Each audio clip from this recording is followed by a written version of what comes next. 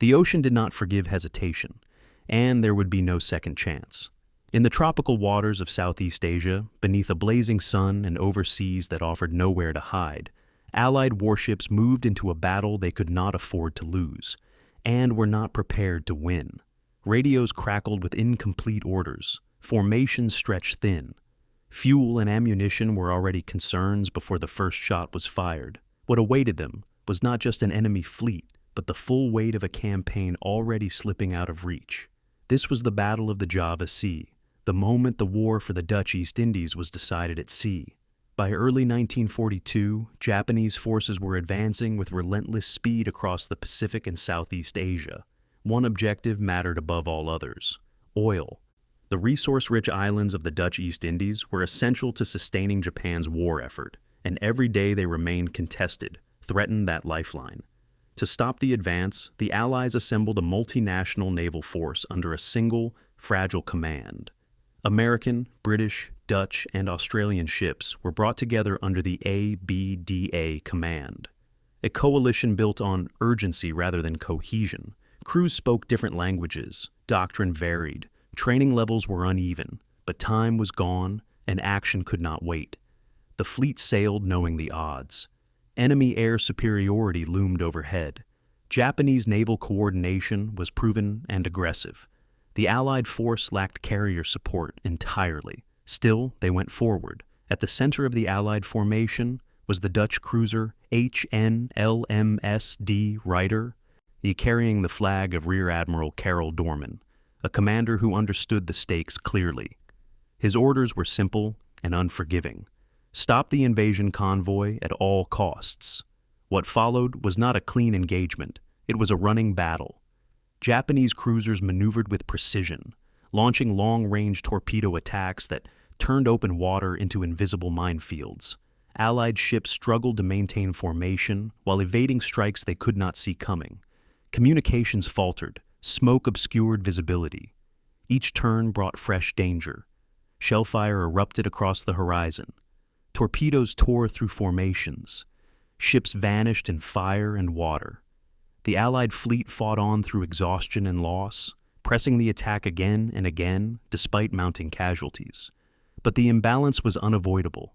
Japanese naval tactics, air reconnaissance, and coordination overwhelmed a force already stretched beyond its limits. As night fell, the battle reached its grim conclusion. De Ruyter was struck and sunk. Command was lost with her. The remaining ships withdrew or were hunted down.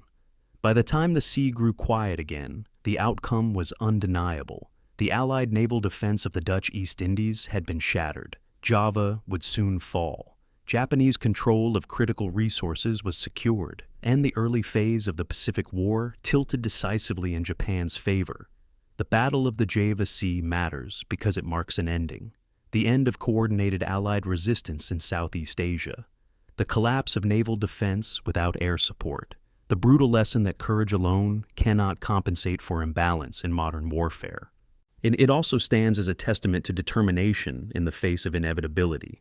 A fleet that sailed knowing it might not return, because delay itself had value. Tonight we return to those hot, open waters. To the coalition formed too late. To the commanders who fought with everything they had left. To the battle that decided the fate of an entire region. This is the history of the Battle of the Java Sea. February 15th, 1942, 8:30 in the evening. British General Arthur Percival walks through the darkness toward the Japanese lines on Singapore Island, carrying a white flag and a folded document that will change the course of the Pacific War. Behind him, 80,000 British, Australian, and Indian troops wait in their positions, surrounded, out of ammunition, their water supplies contaminated by artillery fire. Ahead, Japanese soldiers watch this tall, thin man approach, barely able to believe what they're seeing. The fortress that Winston Churchill called the Gibraltar of the East is about to surrender. And 500 miles away, now in the port city of Surabaya on the island of Java, a Dutch admiral stands on the bridge of his cruiser, watching smoke rise on the distant horizon, knowing that what happens next will fall to him. Admiral Karel Doorman receives the coded message at his headquarters on February 3rd, nearly 2 weeks before Singapore falls. He reads it twice, then a third time, as if repetition might change the words. "You are now Supreme Commander, ABDA Strike Force. Hold the line." ABDA stands for American, British, Dutch, Australian, a hastily assembled coalition formed just 6 weeks earlier when it became clear that Japan's offensive would sweep through Southeast Asia like a tidal wave. Doorman is 53 years old, a career naval officer who has spent most of his life in the peacetime Dutch Navy and commanding colonial patrol vessels in the East Indies. Now he's being asked to command warships from 4 different nations, speaking 3 different languages, using incompatible equipment and tactics. He accepts the command because refusing isn't an option and because someone has to try. The fall of Singapore isn't just a military defeat, it's the collapse of an entire worldview. For more than a century, European powers have controlled Asia through the assumption of their own invincibility. Britain, France, and the Netherlands built empires on the premise that Western technology and organization made them inherently superior to Asian nations. Singapore was supposed to be impregnable, protected by massive coastal guns, a naval base, and the prestige of the British Empire. But the Japanese didn't attack from the sea, and where the guns pointed. They came through the Malayan jungle, which the British had declared impassable for a modern army. On February 15th, when Percival signs the surrender document, he hands Japan not just a city, but proof that the European colonial system is vulnerable, perhaps mortally so. In Surabaya, Dutch sailors watch the news spread through the city, and they understand what it means. They're next. Doorman's fleet gathers slowly, ships arriving from different stations, each carrying exhausted crews and battle damage from earlier encounters with the Japanese. The American heavy cruiser USS Houston arrives on February 20th, with her aft turret destroyed, knocked out by a bomb on February 4th. Her crew has been at battle stations for 14 hours a day for 3 weeks. The British heavy cruiser HMS Exeter pulls in on February 18th, famous for helping to damage the German pocket battleship Graf Spee in 1939, now relegated to defending a collapsing empire in Asia. The Australian light cruiser HMAS Perth arrives with her crew, wondering why they're defending Dutch colonial possessions instead of defending Australia. And Doorman's own flagship, the Dutch light cruiser HNLMS De Ruyter, sits in the harbor with an engine problem that mechanics can't quite fix. This is the force that's supposed to stop the Japanese advance. On February 14th, the day before Singapore falls, Doorman convenes a conference in Lembang, a mountain resort town south of the capital Batavia. The commanders arrive at a colonial mansion that seems untouched by war. He's surrounded by carefully manicured gardens and servants in white uniforms. Inside, the tension is immediate and obvious. The British captain speaks of maintaining proper naval procedure. The American captain wants to know where the aircraft carriers are. The Australian captain asks bluntly why they're not retreating to Australia while they still can. The Dutch officers say little, because this is their colony, their homes, their families, who will face Japanese occupation if the fleet fails. Doorman listens to all of them, then explains what they already know. There are no aircraft carriers. There are no reinforcements. The nearest Allied forces strong enough to help are in Hawaii, 5,000 miles away.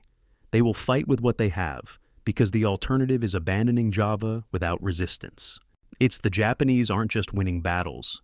They're demonstrating a new form of warfare that the Western powers don't yet understand. On February 19th, 138 Japanese aircraft strike Darwin, Australia, in the first of what will become 64 raids on Australian territory.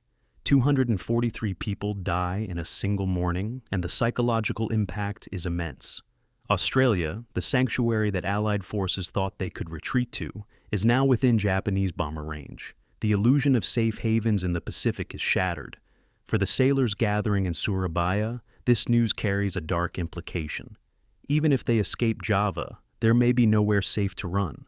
The defensive perimeter that Allied war planners drew on maps in December 1941, a line running through the Philippines, if the Dutch East Indies and Northern Australia, no longer exists. Japan has penetrated it in 8 weeks. Doorman's command structure is a nightmare of incompatibility. His ships can't communicate effectively because they use different radio frequencies and signal protocols.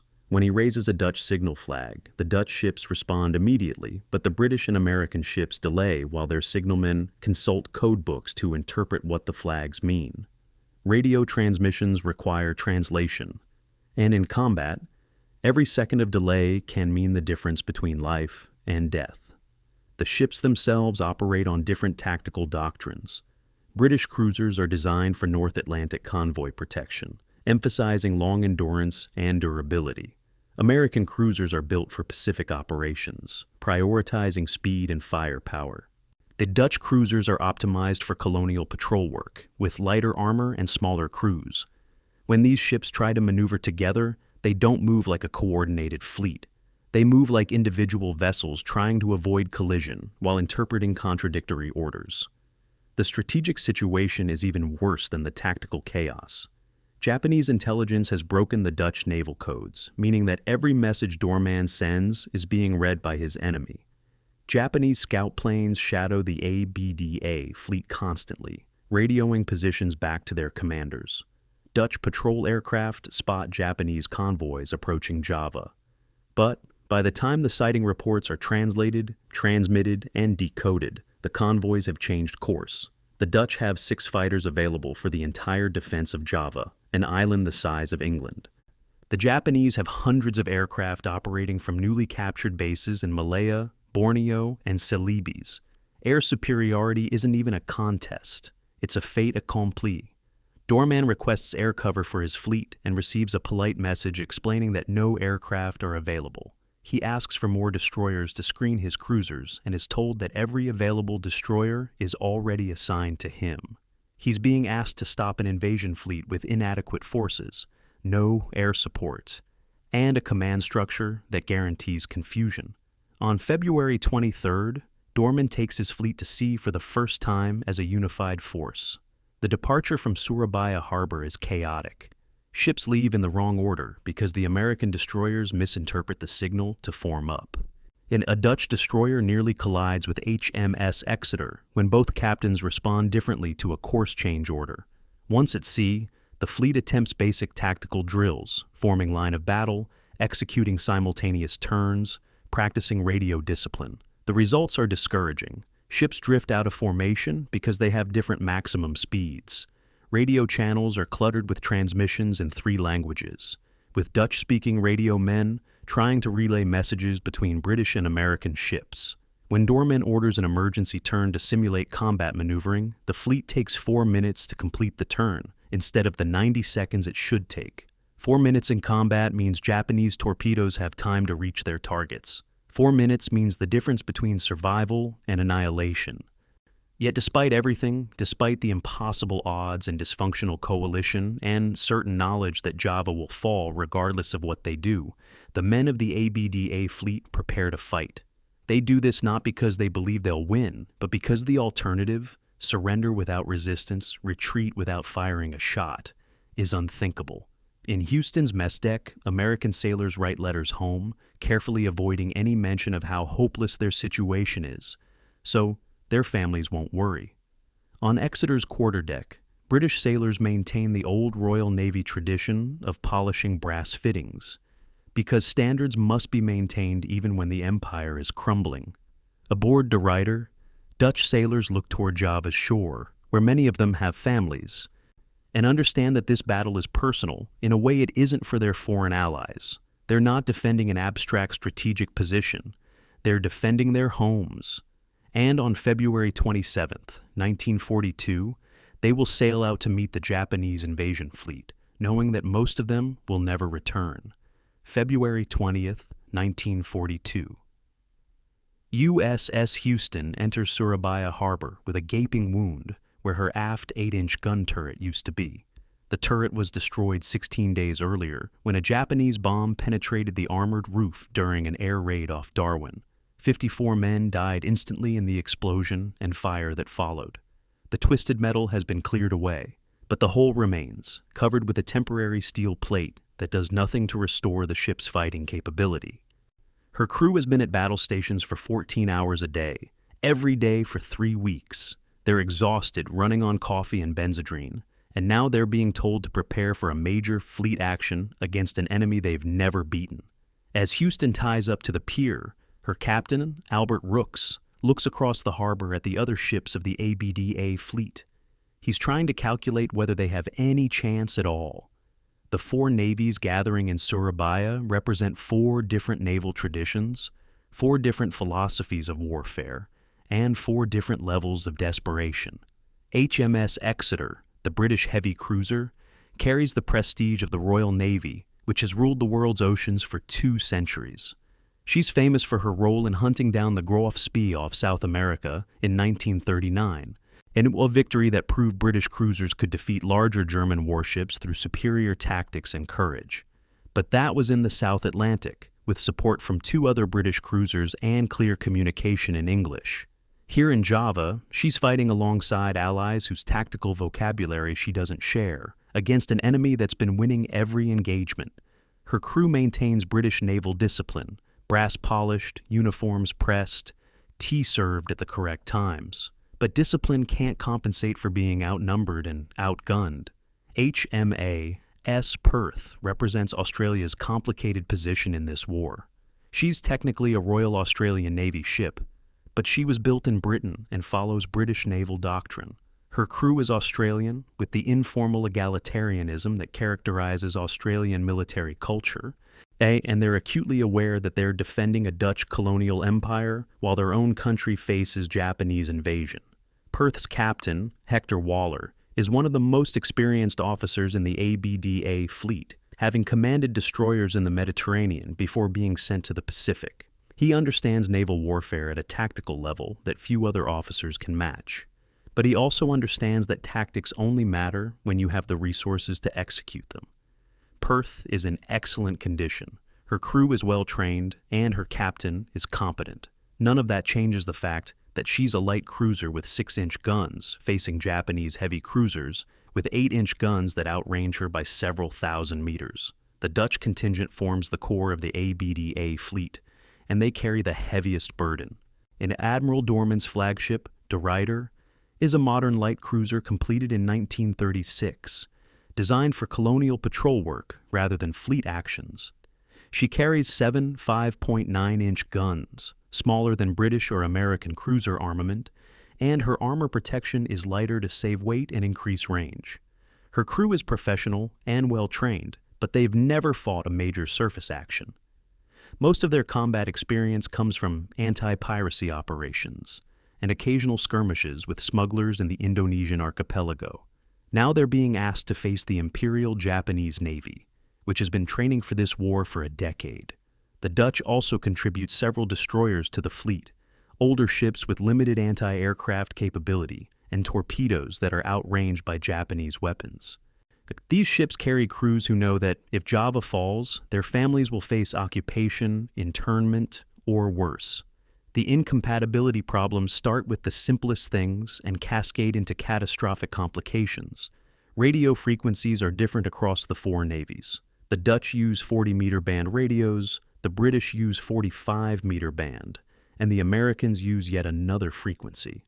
This means direct ship-to-ship communication between different navies is impossible without relay stations, which introduces delays that can be fatal in combat. Signal flags mean different things to different navies. A Dutch flag signal ordering turn 20 degrees to port uses a different flag combination than the British equivalent, and the American signal system uses yet another method entirely. When Doorman raises signal flags on De Ruyter, that's his Dutch ships respond immediately.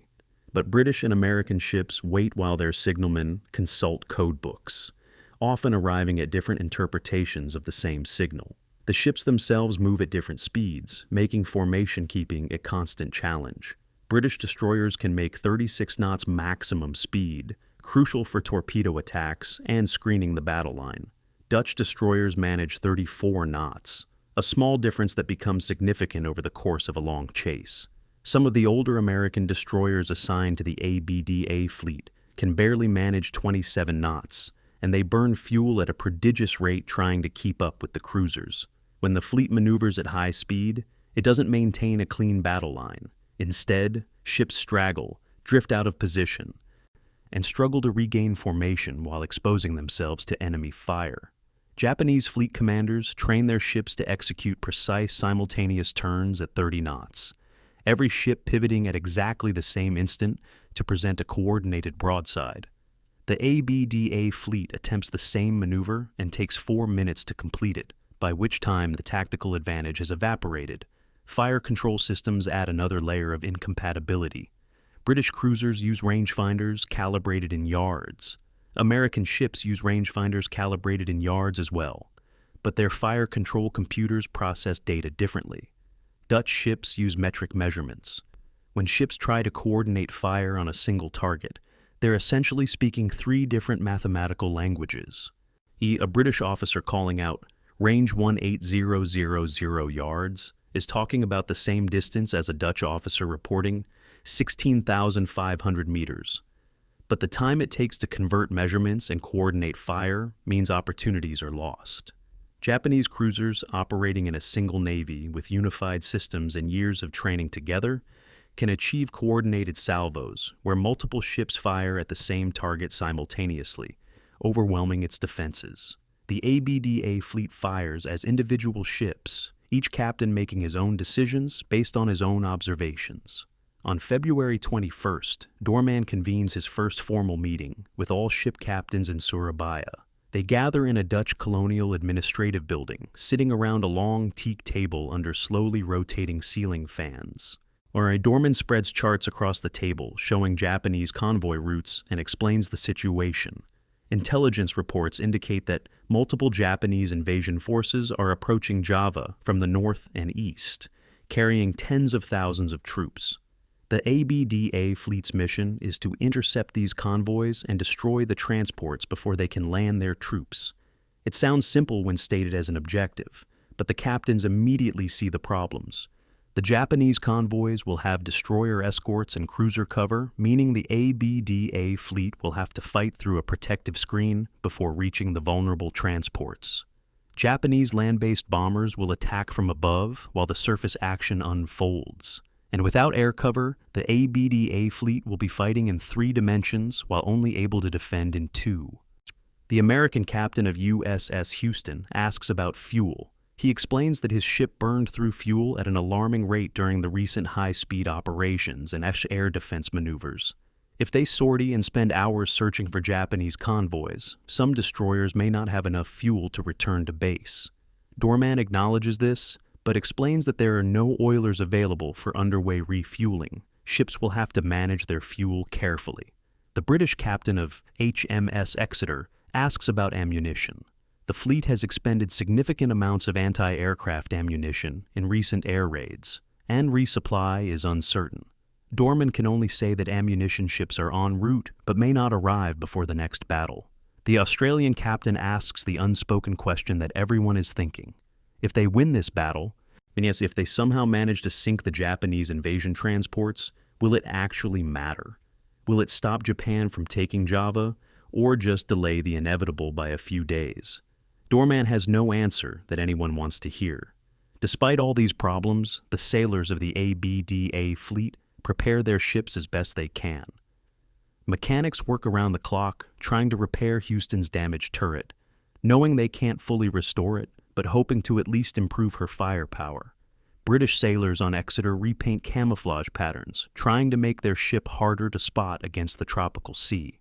Dutch crews practice damage control drills, rehearsing how to fight fires and seal flooded compartments when battle damage occurs. American gunners on Houston run through anti-aircraft drills, loading and unloading practice shells until the motions become automatic. These men know the odds are against them. They know their fleet is improvised, their communication is poor, their air cover is non-existent, and their enemy is better prepared and better equipped. But they're professional sailors, and professionalism means doing your job regardless of the circumstances. On February 27th, when the order comes to sortie and engage the enemy, they'll obey, because that's what sailors do. They'll fight together, even though they've barely trained together. They'll communicate through improvised signals and hope understanding transcends language barriers. They'll sail into battle knowing that most of them won't sail back, and history will remember them not for victory, but for trying anyway. February 24th. 1942. Dawn. Vice Admiral Takeo Takagi stands on the bridge of his flagship, the heavy cruiser Nachi, and reads decoded Dutch radio transmissions intercepted during the night. The messages reveal the exact positions of every ship in the ABDA fleet, their fuel states, their ammunition supplies, and their patrol patterns. This isn't luck. Japanese cryptanalysts have been reading Dutch naval codes since early February, possibly earlier. Takagi knows where his enemy is before that enemy knows Takagi exists. He knows their weaknesses, their confusion, their desperation. In the ruthless calculus of naval warfare, this kind of intelligence advantage is worth more than an extra cruiser or a squadron of destroyers. It means he can choose when and where to fight, dictating the terms of engagement. The ABDA fleet is sailing blind, all while Takagi sees everything. The Japanese fleet approaching Java is not a hastily assembled coalition. It's a precision instrument, sharpened by years of training and unified by a single command structure, a single language, a single tactical doctrine. Takagi's force includes 4 heavy cruisers, Nachi, Haguro, Myoko, and Ashigara, each carrying 10 8-inch guns in 5 twin turrets, with a top speed of 35 knots and armor protection designed to withstand 8-inch shells at medium range. These are first-rate warships, modern and powerful, crewed by men who have trained together for months or years. He also commands 2 light cruisers and 14 destroyers, all Japanese-built, all operating on the same radio frequencies, all intimately familiar with each other's capabilities and limitations. When Takagi orders a formation change, every ship responds simultaneously, pivoting into the new alignment with the precision of a choreographed dance. The Type 93 torpedo gives the Japanese fleet an almost unfair advantage. Called the Long Lance by Allied intelligence officers who will study it after the war, this weapon represents a quantum leap in torpedo technology. It's 24 inches in diameter, carries a warhead weighing 1,080 pounds, more than double the explosive power of American torpedoes, and uses an oxygen-fueled engine that leaves almost no wake, making it nearly invisible until impact. Most remarkably, it has a range of 40,000 meters at 36 knots, or 20,000 meters at 48 knots. Thus, American torpedoes of the same era max out at 15,000 meters and leave a visible wake that allows enemy ships to evade. British torpedoes are even shorter ranged. The Long Lance means Japanese destroyers can launch torpedoes from positions so far away that Allied ships don't even know they're under attack until the weapons are seconds from impact. Japanese training emphasizes night fighting, a specialty that Western navies have largely neglected. Throughout 1941, Japanese destroyer and cruiser crews practiced coordinated night attacks, learning to operate at high speed in darkness using star shells for illumination and carefully choreographed maneuvers to avoid friendly fire. They trained to launch massive torpedo spreads, 8 or 16 torpedoes from multiple destroyers simultaneously, creating a wall of weapons that makes evasion nearly impossible. They learned to approach at flank speed, fire torpedoes from maximum range, and break contact before the enemy could respond. By February 1942, these tactics have been tested in combat and refined. Japanese night fighting doctrine is built on speed, surprise, and overwhelming firepower, and it's proven devastatingly effective in earlier engagements.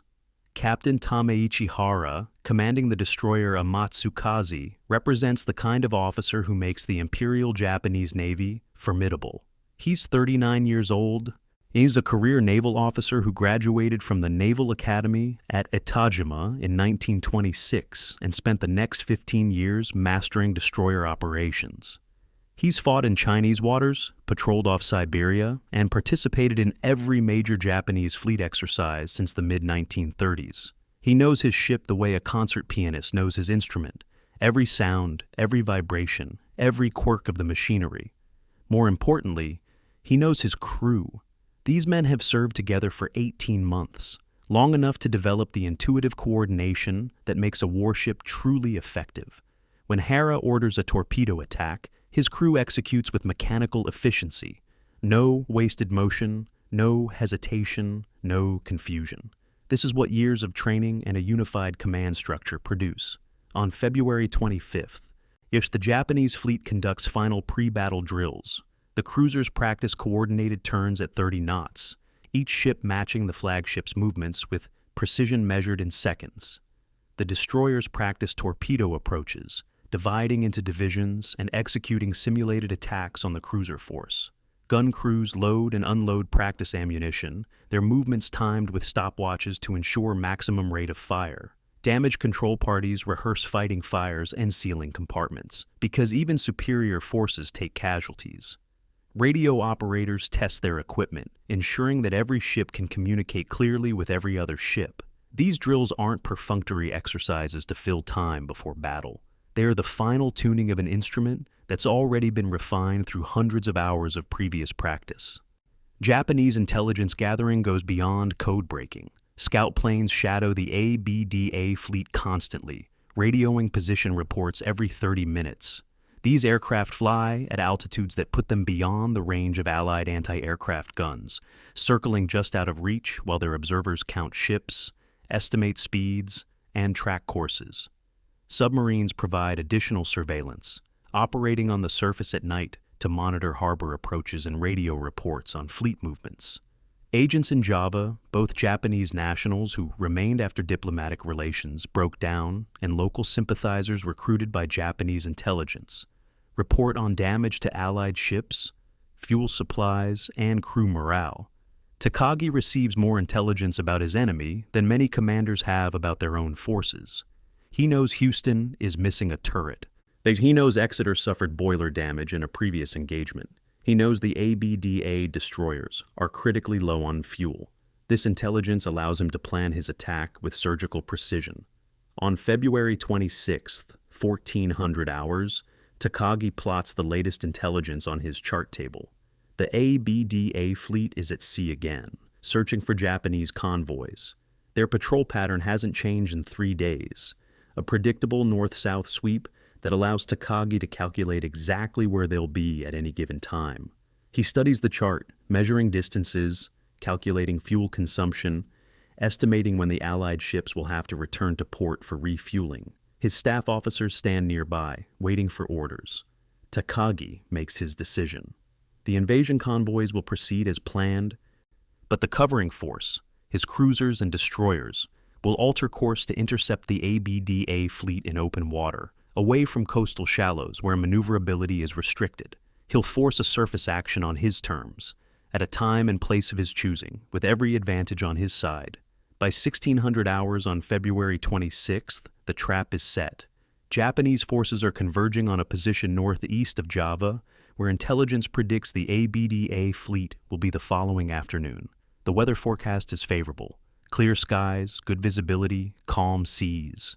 Takagi briefs his captains one final time. The plan is straightforward. The light cruiser Jinsu will serve as the advance screen, making first contact with the enemy and drawing them toward the heavier units. The heavy cruisers will engage from long range, and using their superior 8-inch guns to inflict damage while staying beyond the range of Allied light cruisers. The destroyers will maneuver for torpedo attacks, launching their long lances from maximum range in coordinated spreads that will bracket the enemy formation. If the Allies break off and retreat, the destroyers will pursue. If they press forward, they'll run into the heavy cruisers. Either way, Japanese forces hold every advantage. Captain Hara briefs his destroyer crews on February 26th evening. The men gather on the fantail in the tropical darkness, listening as Hara explains the battle plan. Every sailor knows his role. The torpedo crews know they'll need to achieve a firing solution at long range, accounting for target speed, angle, and distance.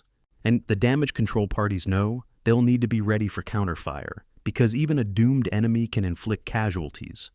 The radio operators know they'll need to maintain constant communication with the flagship, relaying position reports and receiving targeting data. There's no confusion, no questions about incompatible equipment or contradictory doctrines. These men speak the same language, literally and figuratively. When the battle begins, they'll execute their roles with the confidence born of endless training and complete understanding of their mission.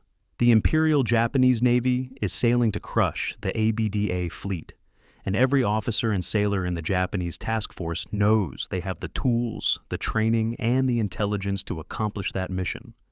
The outcome of the Battle of the Java Sea is being determined before the first shot is fired by preparation that began months or years earlier. And on February 27, 1942, when the two fleets meet in the waters northeast of Java, the superiority of Japanese training, equipment, and intelligence will be written in blood and fire. February 25, 1942, 09:30 hours. A Dutch P.B.Y. Catalina flying boat, lumbering through the morning sky at 120 knots, spots what her crew has been searching for. Below, spread across several miles of ocean, are Japanese transport ships, 30 or more, steaming in neat columns toward Java. The pilot counts them carefully, estimates their speed, and immediately breaks radio silence to transmit a sighting report. In Surabaya, Admiral Doorman receives the message at 09:45, 15 minutes after the initial contact. He orders his scattered fleet to form up for battle, but his ships are spread across 50 miles of ocean, some refueling, others undergoing repairs, none ready for immediate action. This is how the deadly chase begins, with opportunity spotted, time wasted in assembly, and an enemy that always seems just beyond reach. The ABDA fleet takes 4 hours to assemble into something resembling a battle formation. Ships leave port individually, as they complete hasty refueling, then rendezvous at a prearranged position northeast of Surabaya. HMS Exeter leaves first at 1000 hours, followed by the Dutch cruisers. USS Houston casts off at 11:30, still loading ammunition. The destroyers scatter from various anchorages. It's some from Surabaya proper, others from smaller harbors along the coast. By 1300 hours, Doorman finally has his entire force together, and they turn north at 22 knots, the maximum speed that the slowest destroyers can maintain for extended periods. The formation stretches over several miles, with cruisers in the center and destroyers attempting to screen ahead and on the flanks. Black smoke pours from their funnels, visible for 30 miles on the clear tropical day. If the Japanese don't know exactly where the ABDA fleet is, they can certainly guess. At 14:45, the first Japanese aircraft appear. 36 twin-engine bombers flying in perfect formation at 15,000 feet, approaching from the northeast. These are Mitsubishi G3M bombers called Naval by Allied intelligence, all operating from newly captured bases in Kendari on the island of Celebes, 450 miles away. They're excellent level bombers, capable of dropping their ordnance with remarkable accuracy from high altitude. The ABDA fleet opens fire with every anti-aircraft gun available, filling the sky with shell bursts and tracer rounds. It's spectacular to watch, and almost completely ineffective. The bombers maintain their steady approach, flying above the effective range of most Allied anti-aircraft weapons. At 1600 hours, they release their bombs. Hundreds of bombs fall in clusters, tumbling down through the tropical air, taking 40 seconds to reach the ocean. The next 90 minutes become a masterclass in evasion and endurance. The bombs create massive waterspouts as they impact, columns of water shooting 200 feet into the air, close enough to drench the ships with spray, but not close enough to inflict serious damage. Houston's captain, Albert Rooks, maneuvers his cruiser with remarkable skill, watching the bombs fall and ordering emergency turns at precisely the right moment to avoid the worst of the pattern. Exeter suffers several near misses that damage her hull plates but don't penetrate. 2 destroyers take damage from near-miss concussion, springing leaks and losing speed. The fleet's formation, never particularly coherent to begin with, dissolves into individual ships maneuvering wildly to avoid bombs. Doorman tries to maintain control through signal flags and radio messages, but in the chaos of combat, with bombs falling and guns firing and orders being translated through 3 languages, his commands arrive late or get misinterpreted. By 1900 hours, the bombers finally depart, having achieved 0 direct hits, but having exhausted the Allied crews and expended enormous quantities of anti-aircraft ammunition. At 1945 hours, with daylight fading and his ships scattered across miles of ocean, Doorman faces his first major decision. The Japanese convoy that started this whole sortie has disappeared. Scout planes report it changed course hours ago, presumably after learning that Allied warships were approaching. Doorman's fuel state is declining, his crews are exhausted, and his formation is a mess. He orders the fleet to return to Surabaya. The ships turn south and steam back toward port, arriving after midnight. Crews collapse in their bunks, too tired to eat. Mechanics immediately begin repairing bomb damage. Ammunition handlers start the laborious process of reloading anti-aircraft magazines. Houston's crew has fired 862 rounds of 5-inch ammunition and hit exactly 0 aircraft. The futility of this expenditure weighs on everyone's mind. The fleet gets 12 hours of rest before it starts again. At 1600 hours on February 26th, another contact report comes in. Another Japanese convoy, this one approaching from a different direction, loaded with troops destined for Western Java. Doorman orders his ships to prepare for immediate sortie. The crews, many of whom haven't slept more than 4 hours in the past day and a half, return to their stations. Engineers fire boilers that were just shut down for maintenance. The damage control parties abandon repair work to prepare for departure. At 1730 hours, the ABDA fleet steams out of Surabaya harbor again, heading northeast toward the latest contact. This time, they're steaming with partially depleted fuel tanks, reduced ammunition, incomplete repairs, and crews running on exhaustion and stimulants. The second sortie becomes a nightmare of attrition even before any enemy ships are spotted. The fleet manages only 18 knots because several destroyers report mechanical problems from the previous day's high-speed operations. Fuel consumption calculations show that some destroyers will reach critical fuel levels before they can engage the enemy and return to base. The cruisers can maintain longer operations, but without destroyer screens, they're vulnerable to submarine and torpedo attack. Our radio reports indicate Japanese bombers are forming up for another strike. But this time, the ABDA fleet has already expended much of its anti-aircraft ammunition. A Dutch destroyer radios that her fuel pumps are failing. A British destroyer reports condenser problems that reduce her top speed to 24 knots. These aren't battle casualties. They're the accumulated strain of pushing old machinery beyond its design limits, of operating ships without adequate maintenance support, of fighting a campaign with logistics that were inadequate from the start. The human cost of this chase extends beyond combat casualties. Crew members are sleeping at their battle stations because there's no time to rotate shifts properly. Men are taking benzodrine tablets to stay alert during watches, then crashing into exhausted sleep the moment they are relieved. Cooks are preparing meals on the run, and sailors are eating cold food because there's no time for proper meals. Medical officers report increasing numbers of men with stress symptoms, tremors, inability to sleep even when exhausted, difficulty concentrating. This is the price of desperation, of trying to accomplish impossible missions with inadequate resources. The Japanese can rotate their forces, bringing fresh ships and crews into the battle area while others rest. The ABDA fleet has no such luxury. These same ships, these same exhausted crews, must fight every engagement until they win, which seems unlikely, or until they're sunk, which seems inevitable. Communication failures compound during the stress of continuous operations. A message from Doorman ordering destroyers to search ahead of the formation gets mistranslated from Dutch to English, sending American destroyers in the wrong direction. They waste an hour before realizing the error and returning to their assigned positions. British signal flags ordering a formation change are hoisted but not seen by several ships because the signalmen are too exhausted to maintain proper watch discipline. 2 destroyers nearly collide at dusk because their captains received contradictory interpretations of a course change order. These aren't failures of courage or competence. They're the inevitable breakdown that occurs when you push complex systems past their operational limits. The ABDA fleet is disintegrating through exhaustion before the Japanese even achieve a decisive engagement.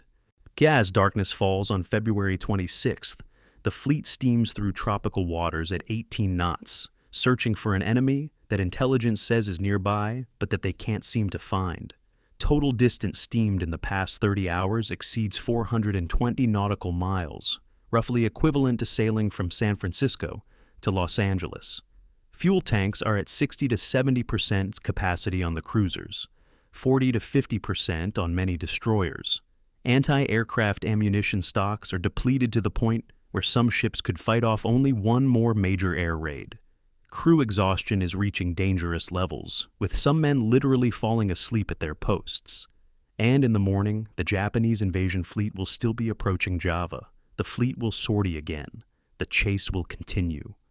Because Admiral Doorman has been ordered to hold the line, and holding the line means sailing out to face the enemy, regardless of fuel state, ammunition supplies, crew exhaustion, or realistic prospects of victory. The 48-hour chase is setting the stage for the main battle, depleting the ABDA fleet's resources and energy, ensuring that when the decisive engagement finally occurs, Doorman's ships will be fighting at a severe disadvantage before the first shot is fired. February 26, 1942. 2200 hours. Captain Albert Rooks sits in his cabin aboard USS Houston, writing a letter by the light of a single desk lamp dimmed for wartime blackout conditions. He's 50 years old, married for 27 years, father to 3 sons. The letter he's writing now is different from the others he's sent home over the past months. He writes carefully, choosing words that convey what he needs to say without alarming his wife unnecessarily. "If circumstances prevent my return," he writes, "please tell the boys that I did my duty as I understood it." He seals the letter in an envelope, writes his wife's address on the front, and hands it to the ship's Protestant chaplain with instructions to post it only if Houston doesn't survive the coming battle. Rooks knows what's coming. They all know. Dawn watch on February 27th begins at 0600 hours with a sunrise that none of the sailors watching it will ever forget. The sky burns red and orange over Java's eastern horizon. Haze tropical clouds catching the light and scattering it into shades that seem almost artificially vivid. On HMS Exeter's bridge, a young British midshipman named David Akerley watches the sunrise and thinks about his mother in London, wondering if he'll ever see England again. He's 19 years old, posted to Exeter straight from Naval Academy, and this is his first experience with combat. Around him, more experienced officers go about their morning routine with practiced calm, but Akerley can see the tension in their movements, the way they check and recheck equipment that they've already checked twice. Everyone knows today is different.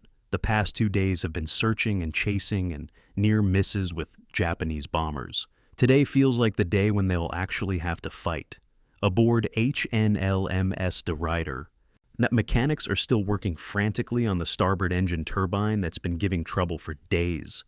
They've traced the problem to a bearing that's wearing out prematurely, probably due to poor metallurgy in its manufacture. In peacetime, they would pull the entire turbine for a complete overhaul, a job that takes weeks in a proper dockyard. Now, they're trying to patch it well enough to keep the bearing from seizing during combat operations. At 1000 hours, the chief engineer reports to Admiral Doorman that repairs are incomplete. The bearing might hold, or it might fail catastrophically at high speed. They won't know until they try to push the engines to flank speed, and by then, it will be too late to do anything but pray. Doorman absorbs this information without visible reaction and orders preparations to continue. The fleet will sail with whatever capabilities it has, because waiting for perfect readiness means not sailing at all. Religious services are held simultaneously across the fleet at 1400 hours, different denominations and different languages, but all carrying the same basic message. Protestant chaplains on the American and British ships speak about duty and sacrifice, quoting scripture that sailors have heard hundreds of times, but that carries new weight today. "Greater love hath no man than this, that a man lay down his life for his friends." Catholic priests on several Dutch ships conduct Mass, administering communion to sailors who haven't attended service in months, but who want the sacrament today. A Dutch Reformed chaplain on De Ruyter holds a simple service on the fantail, speaking in Dutch about courage and faith. And when he finishes, the sailors disperse quietly to their battle stations. No one speaks of it explicitly, but everyone understands that they are preparing their souls as well as their ships. Mail call on February 27th produces an unusual surge in letters written. USS Houston's postal clerk later reports that 847 letters were written by the crew that day, more than triple the normal volume. Sailors write to wives, girlfriends, parents, children, siblings, friends back home. The content varies. Some men write matter-of-factly about daily routine, avoiding any mention of impending battle. Others explicitly acknowledge that this might be their final letter. An American machinist mate writes to his mother in Ohio, "We're going out again today, and this time I think it's the big one. Don't worry about me. I'm doing fine, and I'm with good men." A British able seaman writes to his wife in Portsmouth, "Whatever happens, know that I love you and always will." A Dutch sailor writes to his parents in Surabaya, knowing they may receive his letter after Japanese occupation has begun, trying to find words that will make sense in a world that no longer exists. These letters won't be posted for days or weeks. Some won't reach their destinations until after the writers are dead. But the act of writing them serves a purpose. It's how men prepare for the possibility that they might not come back. At 1500 hours, Dutch intelligence delivers a final briefing to Doorman. Multiple Japanese forces are converging on Java from 3 directions simultaneously.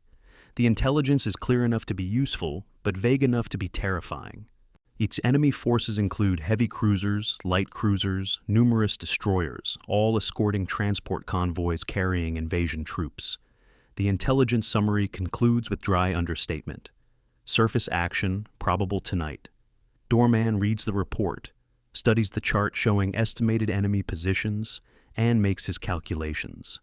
His fleet is outgunned, outnumbered, operating with depleted fuel and ammunition, and commanded through a dysfunctional coalition structure that's already proven inadequate in previous engagements.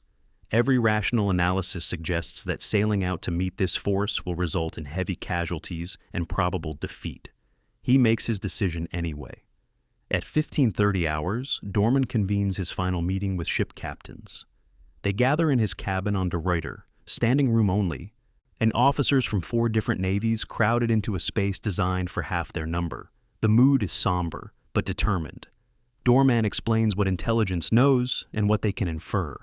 Japanese invasion forces are approaching, probably planning to land troops on Java within the next 24 to 48 hours. The ABDA fleet's mission is unchanged: intercept the transports and destroy them before they can land troops. The British captain of HMS Exeter suggests a strategic retreat to Australia, preserving the fleet to fight another day when conditions might be more favorable. Doorman listens, nods to acknowledge the point, then simply says, "We fight. There is no other choice." And that ends the discussion because everyone in the cabin knows he's right. Retreat might be militarily sensible, but it's politically and morally impossible. Someone has to make a stand. The material condition of the fleet on the afternoon of February 27th tells its own story of cumulative wear and inadequate resources. Houston is still missing her aft turret, reducing her main battery firepower by 1/3. Exeter's boiler room suffered damage in an earlier engagement that reduced her maximum speed and makes her vulnerable to breakdowns under high-speed maneuvering. De Ruyter's engine problems remain unresolved, a mechanical time bomb waiting to explode at the worst possible moment. Several destroyers have cracked fuel lines that leak diesel, creating fire hazards if they take battle damage. The British destroyer Encounter reports hydraulic problems with one of her torpedo tubes, reducing her offensive capability by half. These ships are going into battle with known defects that would ground them in any peacetime navy, but there's no time for proper repairs and no replacement ships waiting to take their place. They'll fight with what they have, broken equipment and all. Personnel status reflects the exhaustion of continuous operations. Average sleep in the last 72 hours across the fleet is approximately 11 hours per man. Many sailors have slept less. Some have been awake for more than 40 hours straight, sustained by coffee and Benzedrine tablets that the medical officers are distributing despite concerns about side effects. Reaction times are slower, judgment is impaired, and accidents are increasing. A sailor trips over a hatch combing and breaks his wrist. A mechanic drops a wrench into delicate machinery. A lookout fails to spot an aircraft because his exhausted eyes aren't focusing properly. These degradations in human performance are as significant as any mechanical failure, and potentially more dangerous, because a machine that breaks down simply stops working, while an exhausted human continues working but makes fatal mistakes. Supply conditions highlight the ABDA fleet's logistical isolation. Ammunition stocks stand at 70 to 80% for most ships, adequate for one major engagement, but not for prolonged combat. British destroyers are critically low on depth charges, though submarines aren't expected in the battle area, so this deficiency seems irrelevant until you remember that unexpected things happen in combat and flexibility matters. Fresh food supplies are running low, though this is the least of anyone's concerns. If fuel remains the critical constraint, with some destroyers at levels where a single high-speed chase could leave them stranded at sea, dependent on towing or abandonment. No resupply is scheduled, or even possible in the time remaining. Whatever ammunition, fuel, and supplies the fleet has, at 1500 hours on February 27th, is what they'll fight with. After that, they're on their own. And at 1600 hours, when the order comes to sortie, the ABDA fleet will steam out of Surabaya harbor one final time, knowing that for most of these ships and most of these men, this sortie is a one-way trip to a rendezvous with history that will be written in their sacrifice. February 27th, 1942, 1616 hours. A lookout aboard the Japanese light cruiser, Jinsu spots smoke on the southern horizon. He calls down to the bridge, and within seconds binoculars are trained on the distant smudge. The smoke grows clearer, multiple columns, black and distinct against the tropical sky. Enemy warships, steaming north. The lookout reports to his captain, who immediately radios Admiral Takagi on the heavy cruiser, Nachi. Enemy in sight, bearing 220, multiple cruisers. The message transmits at 1617 hours. Range is 28,000 meters, 17.4 miles. At this distance, the ships are invisible to each other, just smoke trails on opposite horizons. But both sides know what's coming. The Battle of the Java Sea is beginning, and it will be fought at ranges where gunners can't see their targets, where shells take 45 seconds to travel from gun to impact. Where confusion and chaos will reign from the first salvo. On De Ruyter's bridge, Admiral Doorman receives the contact report from his own lookouts at 1620 hours, 4 minutes after the Japanese spotted his fleet.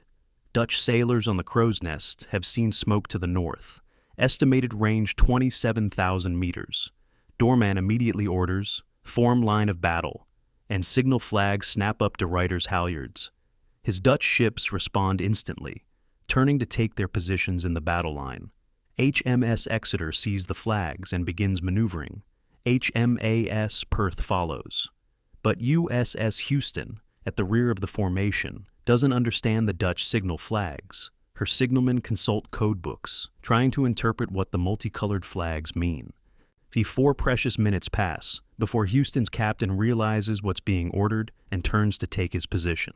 By then, the formation that should have been a neat line of battle has become a ragged cluster of ships still trying to coordinate their movements while the enemy closes the range. At 1625 hours, the first Japanese salvo arrives. Nachi's forward turrets, each mounting 2 8-inch guns, fire from maximum range.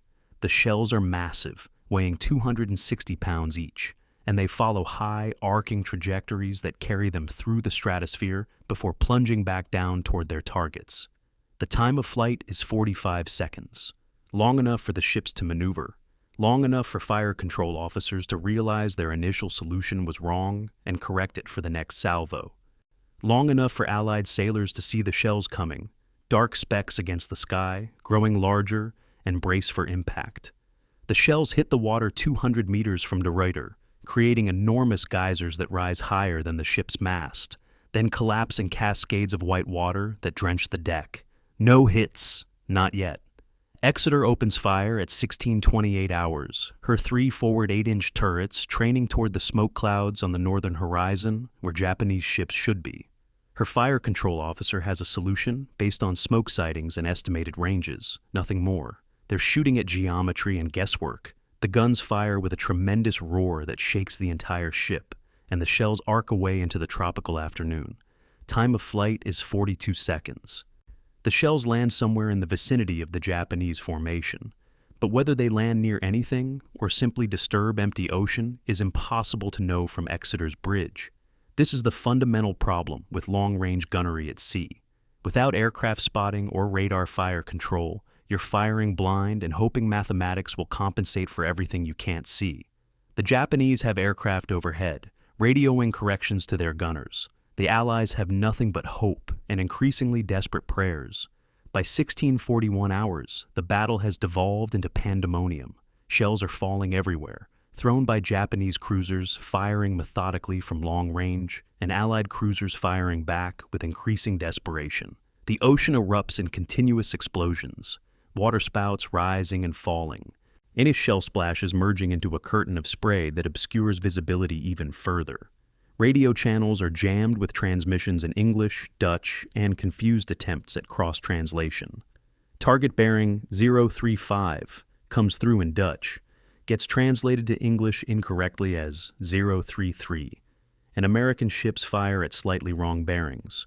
Doorman tries to coordinate fire, ordering his cruisers to concentrate on single targets, but the orders arrive late or get misinterpreted, and ships continue firing independently at whatever they think they see. The formation, such as it was, is dissolving. Ships are maneuvering to avoid shell splashes, turning in different directions based on different captains' assessments of where the danger is greatest. The Japanese, meanwhile, are fighting the kind of coordinated action they've trained for. Takegi's heavy cruisers fire in carefully timed salvos, each ship's fire control synchronized with the others. When Nachi fires, Haguro fires 3 seconds later, then Miyoko, then Ashigara, creating a rolling barrage where shells arrive in continuous succession rather than all at once. This technique forces Allied ships to maneuver constantly, never able to settle into a steady course that would allow their own gunners to establish accurate fire solutions. Japanese spotting aircraft circle overhead at 3,000 meters, safely above Allied anti-aircraft range, radioing corrections to their cruisers. Target turning to port, reduce range by 500 meters. Fire. The next Japanese salvo lands closer, then closer still, walking up to the target with methodical precision. At 1652 hours, the first Japanese shells start landing among the Allied formation with alarming accuracy. A shell lands 10 meters from Perth, close enough that the explosion sends shrapnel screaming across her deck, wounding 3 sailors. Another shell lands between Houston and Exeter, the waterspout drenching both ships. De Ruyter takes a near miss that shakes her hull and causes minor flooding in a storage compartment. Still no direct hits, but the pattern is tightening. Japanese gunners are finding the range. Meanwhile, Allied fire remains largely ineffective. Houston's gunners are firing at smoke clouds. Exeter's shots land in empty ocean. The Dutch cruisers fire bravely but blindly, expending ammunition without achieving significant results. This is what happens when one side can see, and the other is shooting blind. The communication breakdown reaches critical levels. Doorman orders destroyers to make a torpedo attack using Dutch signal flags that his destroyers understand immediately. Dutch destroyers peel off from the formation and race toward the Japanese line at 30 knots, preparing to launch their torpedoes. But the British destroyers don't see the signal or don't understand it. They continue steaming with the cruisers, confused about what's happening. American destroyers see the signal 4 minutes late, when a Dutch liaison officer finally manages to get a radio message through, and they begin their torpedo run from the wrong angle, uncoordinated with the Dutch attack. The Japanese, watching this confusion unfold through their binoculars and spotting aircraft reports, adjust their formation to counter the torpedo attack, turning away to open range and reduce torpedo effectiveness. What should have been a coordinated strike by 9 destroyers becomes a confused piecemeal attack that achieves nothing. The human experience of this battle is one of sensory overload and physical exhaustion. Gun crews are loading, firing, in continuous rhythm, their ears ringing from the concussion despite wearing cotton wadding. The temperature inside turrets reaches 120 degrees Fahrenheit, men working stripped to the waist, sweat streaming, drinking water as fast as it can be brought from the scuttlebutts. Lookouts strain to see through smoke and spray, reporting phantom contacts that might be enemy ships or might be nothing. Officers on the bridge try to maintain tactical awareness while shells fall around them, making decisions in seconds that men in peacetime might debate for hours. And through it all, the realization is growing that this battle isn't going the way anyone hoped. The Japanese are invisible, accurate, and coordinated. The ABDA fleet is visible, ineffective, and confused. The outcome is being written in the geometry of shell splashes and the mathematics of hit probability, and those numbers favor the side that can see what it's shooting at. By 1700 hours, after 45 minutes of combat, the ABDA fleet has achieved exactly 0 confirmed hits on Japanese ships. The Japanese have landed dozens of near misses and are correcting their fire with each salvo. And something has to change, or this battle will become a massacre. February 27th, 1942, 1635 hours. 3,000 meters above the battle, a Japanese Type 95 reconnaissance float plane circles in lazy figure eights, safely above the range of Allied anti-aircraft guns. The observer sits in the rear cockpit, with binoculars pressed to his eyes, counting ships and estimating courses. He can see everything. The entire ABDA formation is spread out below him like pieces on a game board. He keys his radio and transmits calmly to Nachi, giving precise positions, speeds, and bearings. 5 cruisers in line, ahead formation, course 010, speed 24 knots. 3 destroyers breaking away to port, probably torpedo attack. 2 destroyers remaining with main formation. This intelligence reaches Takagi's fire control officer within seconds. He plots the data on his chart, calculates firing solutions, and issues corrections to the gun crews. This is the invisible advantage that's killing the ABDA fleet. The Japanese can see. The Allies are blind. Aboard Nachi, the fire control officer works with information that would seem like magic to his Allied counterparts. His plot shows not just where the enemy ships are now, but where they were 3 minutes ago, and the course and speed calculations that tell him where they'll be 3 minutes from now. When he orders a salvo, he's not shooting at where he sees the enemy. He's shooting at where they're going to be when the shells arrive 45 seconds from now. The spotter aircraft provides updates every 3 minutes, allowing him to refine his calculations continuously. When an Allied ship turns to avoid shells, the spotter reports the turn, and the next Japanese salvo anticipates the evasion. This is fire control, as a science rather than an art, and it transforms naval gunnery from guesswork into mathematics. The hit probability climbs from 3% at the battle's opening to nearly 8% by 1700 hours. Still low in absolute terms, but 3 times better than Allied fire, which remains below 2%. USS Houston's crew experiences the frustration of fighting an unseen enemy. Lookouts scan the horizon with binoculars, seeing nothing but smoke clouds and occasional muzzle flashes. The fire control director tries to maintain a solution, but without clear targets, he's operating on estimates and assumptions.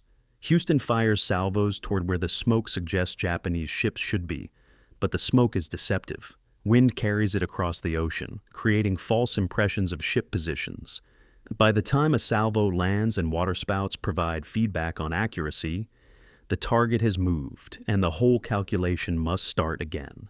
Houston's gun crews are working frantically, loading and firing as fast as mechanically possible, expending ammunition at a rate that will deplete their magazines in 2 hours if this continues. But they're not hitting anything. The shells are going into empty ocean, or falling short, or passing over targets they can't see. It's like fighting a ghost. At 1648 hours, the disparity becomes stark. Japanese salvos are landing with increasing accuracy, all walking up to Allied ships with each correction. A pattern of 3 shells lands 20 meters from Exeter, close enough that the concussion damages external equipment and wounds 2 sailors with shrapnel.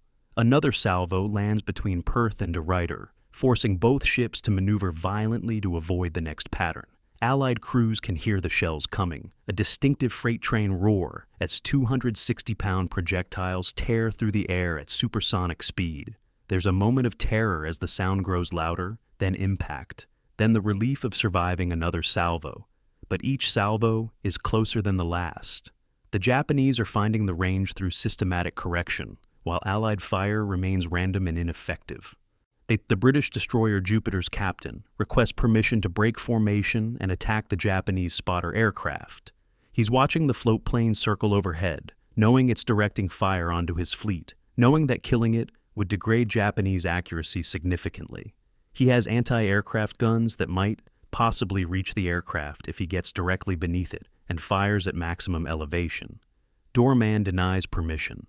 He can't spare destroyers from the battle line to chase aircraft. And breaking formation would create even more confusion in an already chaotic engagement. Jupiter's captain accepts the order, but watches the spotter plane with impotent fury. That single aircraft, vulnerable and slow, is worth more to the Japanese than an entire cruiser because of the intelligence it provides. And there's nothing the Allies can do about it except endure the consequences. At 16:58 hours, a second Japanese spotter aircraft arrives to replace the first, which is running low on fuel. The transition is seamless. The new aircraft takes up station, and spotting reports continue without interruption. The Japanese have planned for continuous aerial reconnaissance, rotating aircraft to maintain coverage throughout the battle. This is coordination at the fleet level, logistics integrated with tactics, the kind of planning that comes from years of training and a unified command structure. The ABDA fleet requested air cover at 15:30 hours before the battle began. The request went to Dutch Air Command in Surabaya, which forwarded it to the handful of fighter squadrons defending Java. The response came back at 16:05 hours. No aircraft available. Dutch fighters are committed to defending cities and airfields against Japanese bombing raids. There are no fighters to spare for fleet defense, none at all. The optical rangefinder limitations become painfully apparent as the battle continues. Surface-level rangefinders, even the best models on British and American cruisers, have effective maximum ranges of about 20,000 meters in clear conditions. But conditions aren't clear. Smoke from gunfire, smoke from funnels, tropical haze, and the curvature of the Earth itself all degrade visibility. At the ranges this battle is being fought, 25 to 28,000 meters. Allied rangefinders are operating at or beyond their limits. Optical measurements become increasingly uncertain. Note, is that target at 26,000 meters or 28,000? The 2,000-meter difference means shells either fall short or pass over. Japanese fire control, guided by aircraft spotting from above where visibility is perfect, doesn't have these limitations. The aircraft can see clearly, measure precisely, and radio corrections that account for everything the surface-level rangefinders miss.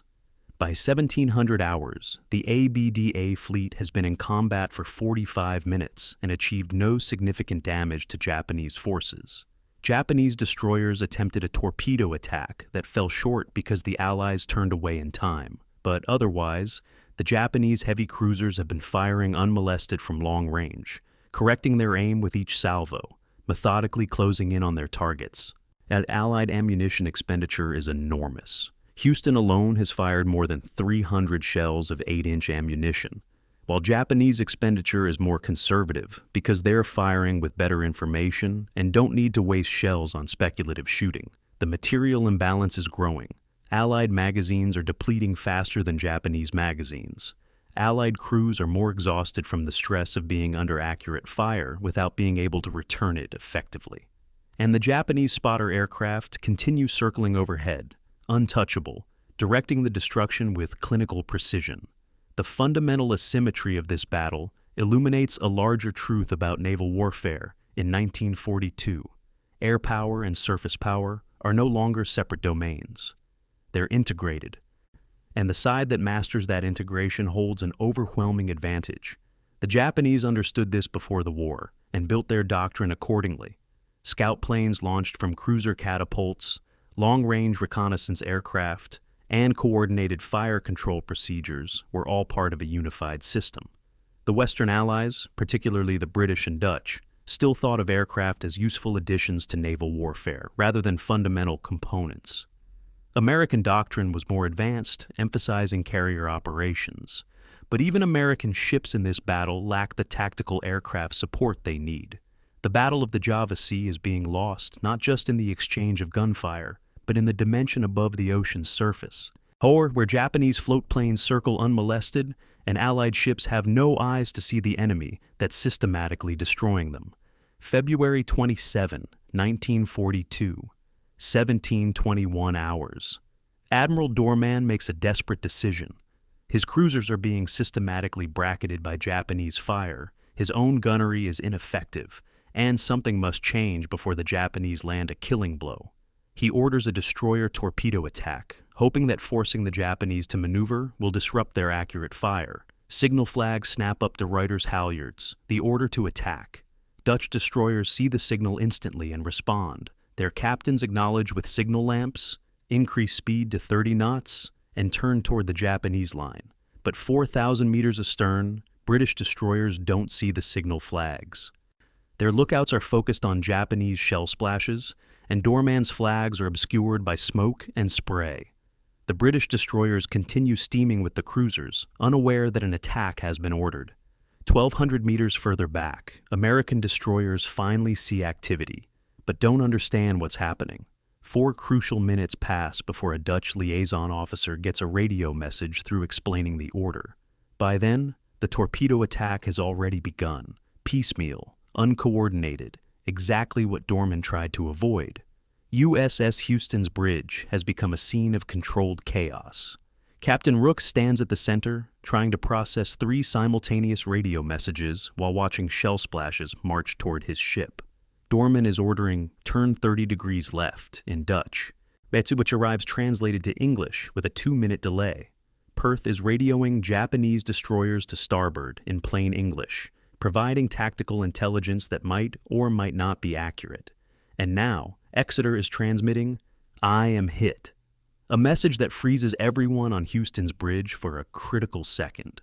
Rooks has 5 seconds to make a decision. Follow Doorman's order to turn left, which might sail Houston directly into Japanese destroyer torpedoes. Turn right toward the reported Japanese destroyers, which might or might not exist. Or continue on course and hope Doorman's order makes sense in context Rooks doesn't have. He chooses to trust Doorman and orders the turn, feeling the ship heel over as her rudder bites at 30 knots. At 17:33 hours, disaster strikes HMS Exeter. It's an 8-inch shell from the Japanese heavy cruiser Haguro, fired from 24,000 meters away, penetrates Exeter's hull just above the waterline and explodes in boiler room number 2. The explosion is catastrophic. 14 men die instantly, vaporized by the blast or scalded by superheated steam that floods the compartment. The boiler ruptures, releasing pressure that should be driving the turbines. Power drops immediately. Exeter's speed falls from 32 knots to 28, to 24, to 18, to 11 knots in less than 40 seconds.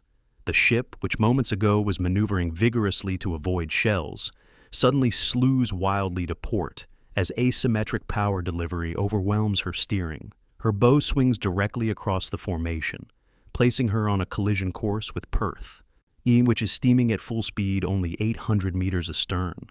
Perth's captain, Hector Waller, sees Exeter's sudden turn and has perhaps 3 seconds to react. If he maintains course, Perth will ram Exeter amidships at a combined speed of more than 40 knots, probably sinking both ships. If he turns hard to port, he'll sail directly into the path of Japanese shells that are already in the air, targeted at Exeter's projected position. If he turns to starboard, he'll break formation and expose Perth to attack from multiple directions. Waller orders emergency turn to starboard, full rudder, and Perth heels so violently that men on deck grab stanchions to avoid being thrown overboard. The cruiser's keel nearly breaks the surface on the port side as she carves through the turn. Perth misses Exeter by less than 50 meters, and as sailors on both ships seeing the other's hull flash past, close enough to read individual rivet heads. The maneuver saves both ships from collision, but destroys what little formation coherence remained. The ABDA fleet is now 3 separate groups of ships, none coordinated with the others, all maneuvering independently to avoid Japanese fire and each other.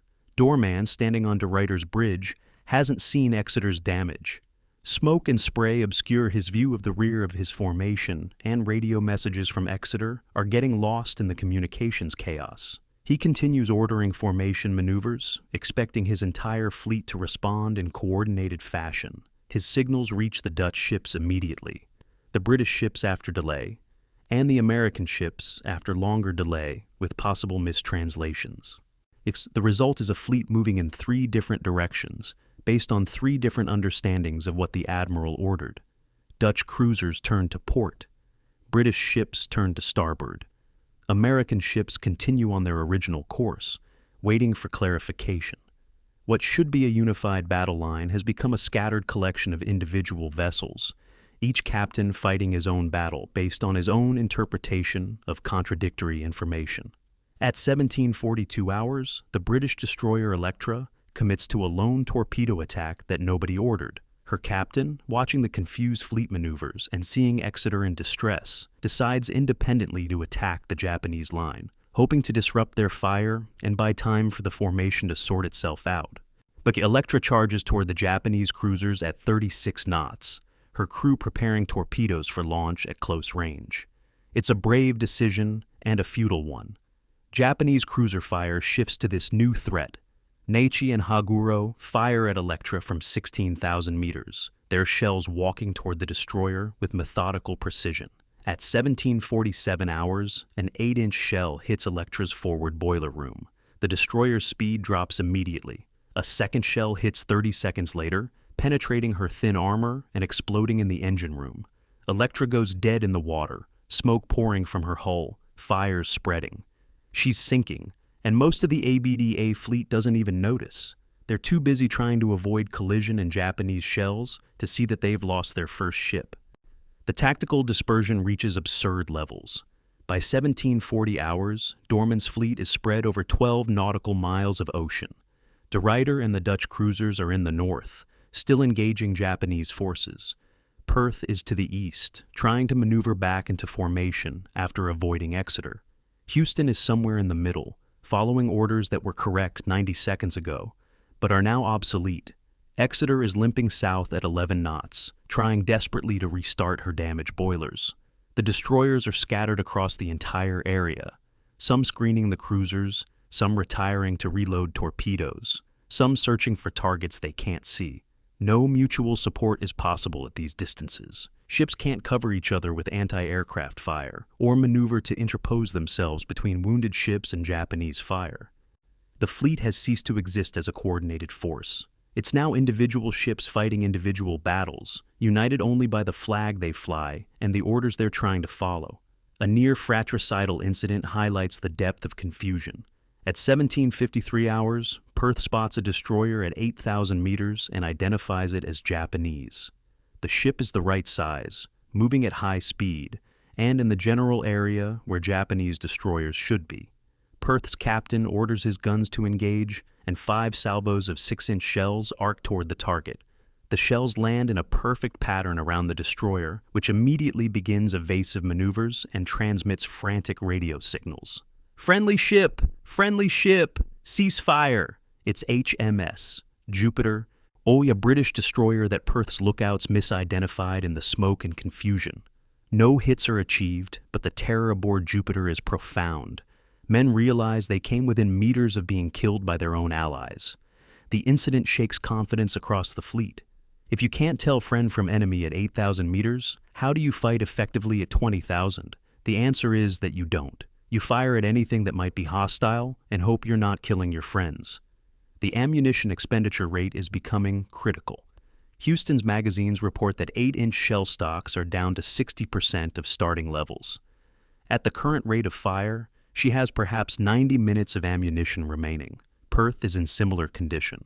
The Dutch cruisers, with smaller magazines, are approaching 50% depletion. This is the price of firing blind. You expend enormous quantities of ammunition, trying to hit targets you can't see clearly, and the hit rate is so low that you burn through your magazines without achieving significant results. Japanese ammunition expenditure is more conservative because their fire control is more accurate. They can afford to fire slower because each salvo has higher hit probability. The mathematics of attrition favor them completely. Even if no more ships are hit, the ABDA fleet is losing this battle through simple resource depletion. By 1800 hours, after nearly 2 hours of combat, the ABDA fleet's situation is desperate. 1 destroyer sunk, 1 heavy cruiser crippled and retiring, formation coherence destroyed, ammunition depleting rapidly, the crew exhaustion reaching dangerous levels, and Japanese forces still engaging from long range with accurate fire. Doorman faces impossible choices. He can continue the engagement and watch his fleet get destroyed piecemeal. He can order general retreat and abandon the mission to stop the Japanese invasion. Or he can try something desperate, close the range, accept casualties, and hope that at close range where both sides can see each other, Allied gunnery will improve enough to inflict serious damage. The decision he makes in the next few minutes will determine whether the ABDA fleet dies quickly or slowly. But at this point in the battle, with all his tactical options exhausted and his forces scattered across miles of ocean, Admiral Doorman is no longer commanding a fleet action. He's presiding over a disaster that communication failures, the equipment incompatibility, and Japanese superiority have made inevitable. February 27th, 1942, 18:10 hours. The sun is setting on the western horizon, painting the sky in shades of red and gold that seem cruelly beautiful given what's about to happen. Aboard the Japanese destroyer Asashio, torpedo crews receive firing orders. Their target is the scattered ABDA formation, 15,000 meters away, 9.3 miles. At this range, the targets are barely visible, just shapes on the darkening ocean. But the long lance doesn't need visual guidance. Once launched, it runs straight and true, propelled by pure oxygen that leaves no telltale wake, traveling at 49 knots faster than any Allied ship can run.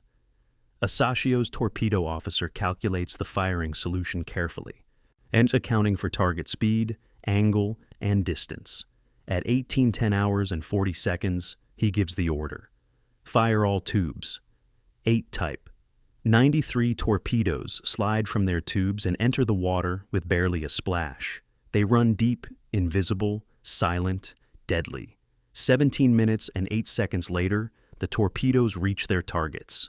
The Dutch destroyer Kortenaer is steaming at 26 knots when a lookout spots something, a white streak in the water, barely visible in the fading light, closing fast. He shouts a warning. "Torpedo starboard!" The bridge crew has perhaps 3 seconds to react, but 3 seconds isn't enough. Kortenaer's captain orders emergency turn to port, trying to present the narrowest possible profile, but the torpedo has already covered the final 500 meters. At 18:27 hours and 48 seconds, the Type 93 hits Kortenaer directly beneath her bridge, at the ship's midpoint, where the hull is weakest and most vulnerable. 1,080 pounds of high explosive detonate against her thin destroyer hull. The explosion lifts the entire center of the ship several feet out of the water. Metal tears like paper. The blast wave kills everyone on the bridge instantly. Kortenaer's back breaks. The bow and stern sections separate, connected only by mangled wreckage. The forward section sinks in 45 seconds. The stern section stays afloat slightly longer, 90 seconds. Long enough for a handful of men to jump overboard before it slides beneath the surface. 250 men were aboard. 50 will survive. The invisible nature of the long lance makes it psychologically devastating. Allied ships know Japanese torpedoes are in the water, but they can't see them coming. Lookouts scan the darkening ocean desperately, searching for the telltale wakes that mark torpedo tracks, seeing nothing. Oxygen propulsion leaves virtually no wake, just a faint disturbance that's impossible to spot beyond a few hundred meters. And by then, it's too late for evasive action. Ships maneuver frantically based on guesswork, zigging and zagging without knowing if torpedoes are actually nearby or if they're wasting precious seconds in fuel-avoiding phantoms. The stress is overwhelming. Every white-capped wave looks like a torpedo wake. Every shadow on the water might be death approaching. Men stand at their posts, scanning the ocean, knowing they might die in the next second and having no way to prevent it except prayer and luck. At 19:18 hours, HMS Exeter, already crippled by the earlier shell hit, spots torpedo tracks approaching from her port quarter. She's moving at only 11 knots, barely making steerage way, her damaged boilers struggling to produce enough power for basic maneuvering. Captain Gordon orders emergency turn to starboard, the only direction her disabled steering can manage quickly. The ship responds sluggishly, turning far more slowly than normal. The first torpedo misses by 50 meters, passing down Exeter's port side, close enough that men on deck can see the weapon slice through the water. The second torpedo doesn't miss. It strikes Exeter's stern at 19:18 hours and 32 seconds, exploding beneath her steering gear. The entire stern section shudders. The rudder jams hard to port. steering control is lost. Water floods into the after compartments at 200 tons per minute, faster than damage control parties can possibly cope with. Exeter is now dead in the water, unable to steer, unable to move, a stationary target for any Japanese ship that wants to finish her off. The Dutch destroyer Java dies even more suddenly than Kortenaer. At 20-27 hours, with night fully fallen and visibility reduced to almost nothing, Java is steaming at 28 knots, attempting to rejoin the main formation. She's running without lights, as all warships do during combat operations, trying to navigate by dead reckoning and occasional glimpses of other ships' silhouettes. A long-lance torpedo, launched from extreme range by another Japanese destroyer, hits Java's forward magazine. The magazine contains 154-inch shells, each packed with high explosive. The torpedo's detonation triggers a secondary explosion of catastrophic proportion. The entire forward third of the ship disintegrates in a fireball visible 20 miles away. The blast is so powerful that it breaks Java's keel, and the ship literally comes apart, both halves sinking in less than 20 seconds. There's no time to abandon ship, no time to launch lifeboats, barely time to comprehend what's happening. 512 men die in an instant. 11 survive, men who were blown overboard by the explosion and had the incredible fortune to land in the water rather than on debris. Admiral Doorman's flagship, HNLMS De Ruyter, he survives until 23-17 hours. For 6 hours, she's led the ABDA fleet through confusion and chaos, Doorman directing the battle from her bridge despite communication failures and mounting casualties. Now, in the darkness of night, with his fleet scattered and his mission clearly failed, Doorman is still trying to find the Japanese. He's received reports of transport ships to the north and is steering toward them when Japanese cruisers launch a torpedo spread at 10,000 meters. 6 long-lance torpedoes, fired in perfect coordination, fan out to cover all possible evasion routes. One torpedo hits De Ruyter on the port side, beneath the forward machinery spaces. The explosion tears a hole 20 feet in diameter. Flooding is immediate and uncontrollable.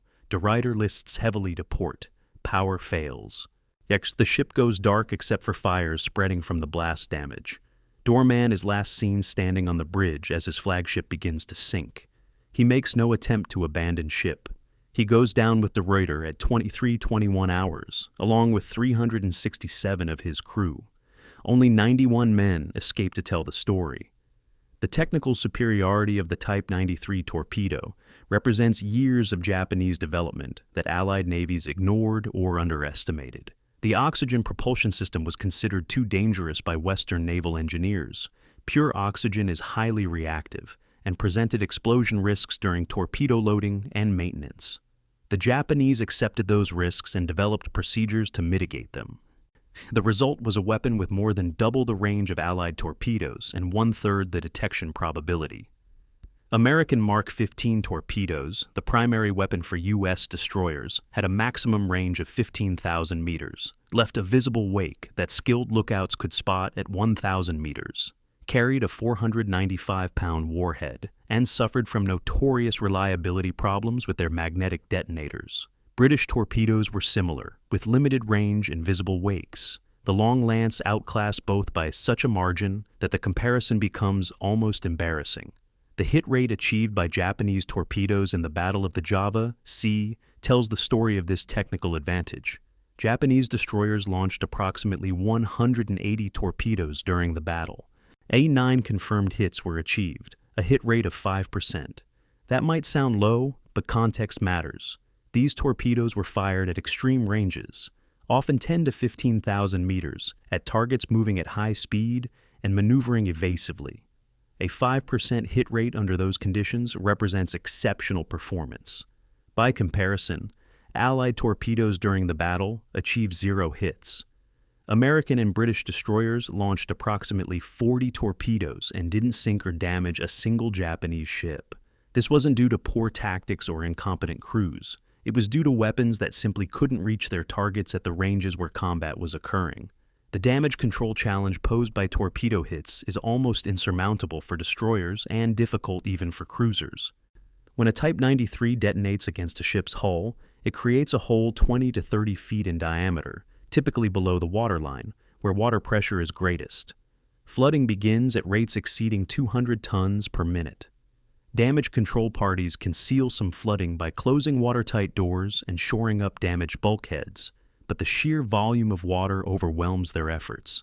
Destroyers, with their thin hulls and limited compartmentalization, sink quickly, 45 to 90 seconds from hit to complete submersion.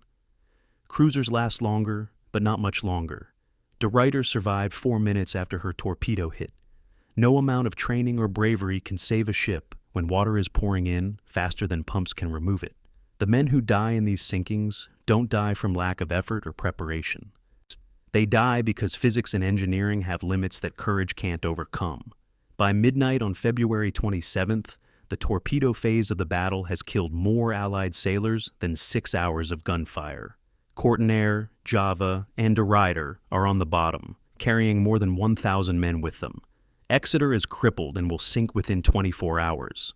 The long lance has proven itself as the decisive weapon of this battle, more lethal than shells, more terrifying than bombs. The unseen killer that strikes without warning and sinks ships in seconds. Japanese doctrine emphasized torpedo warfare, and that emphasis is paying off exactly as planners predicted. The question haunting the survivors isn't just how they lost this battle. It's how they were supposed to win against weapons they never saw coming. They fired from ranges they couldn't match, guided by intelligence they couldn't counter. The answer, increasingly clear as the night wears on and the casualty reports mount, is that they weren't supposed to win. They were supposed to fight, to delay, to make the Japanese pay some price for victory. And they've done that, at enormous cost to themselves. But the battle isn't over. 2 Allied cruisers, HMAS Perth and USS Houston, are still afloat, still fighting. Their story will unfold in the next hours, and it will be even more tragic than what's come before. February 27th, 1942, 1828 hours. The sea where Courtinair sank 2 minutes earlier is churning with men. 300 sailors are in the water, clinging to debris, struggling to stay afloat in the tropical swells. Many are wounded from the explosion, burns, shrapnel injuries, broken bones from being thrown across the deck when the torpedo hit. Others are uninjured but disoriented, having gone from standing on a solid deck to swimming for their lives in 90 seconds. The water temperature is 81 degrees Fahrenheit, warm enough that hypothermia isn't an immediate threat. But that doesn't mean survival is certain. The battle is still raging around them. Japanese and Allied ships are exchanging fire less than 5 miles away.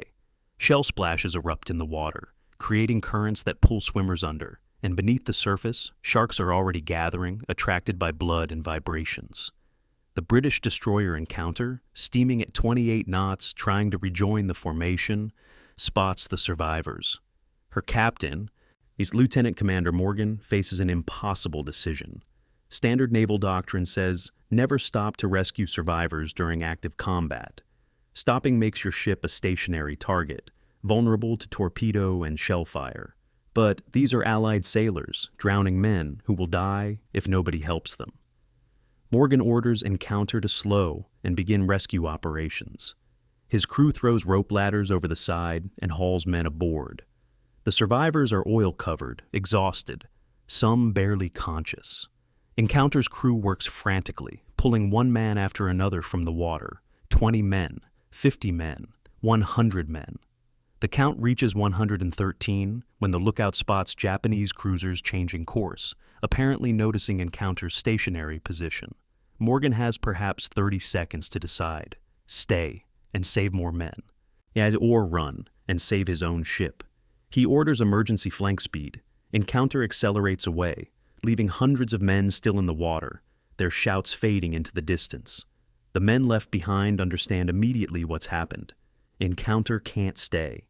The tactical situation won't allow it, but understanding doesn't make it easier. They watch the destroyer's wake recede, watch their chance of rescue disappearing, and realize they're on their own. Some men swim toward debris, trying to find something that will keep them afloat through the night. Others form groups, holding on to each other, reasoning that if they stay together, they'll be more visible to potential rescuers. A handful of men, injured or exhausted beyond the point of caring, simply let go. They stop swimming, stop fighting, and slip beneath the surface. Drowning in warm tropical water is gentler than freezing to death in the North Atlantic, but it's still drowning.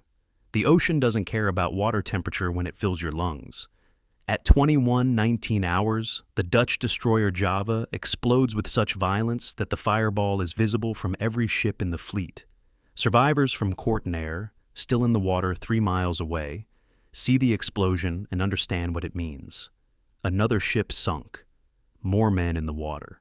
The difference is that Java's survivors number only 11. Everyone else died in the initial explosion or went down with the sinking sections.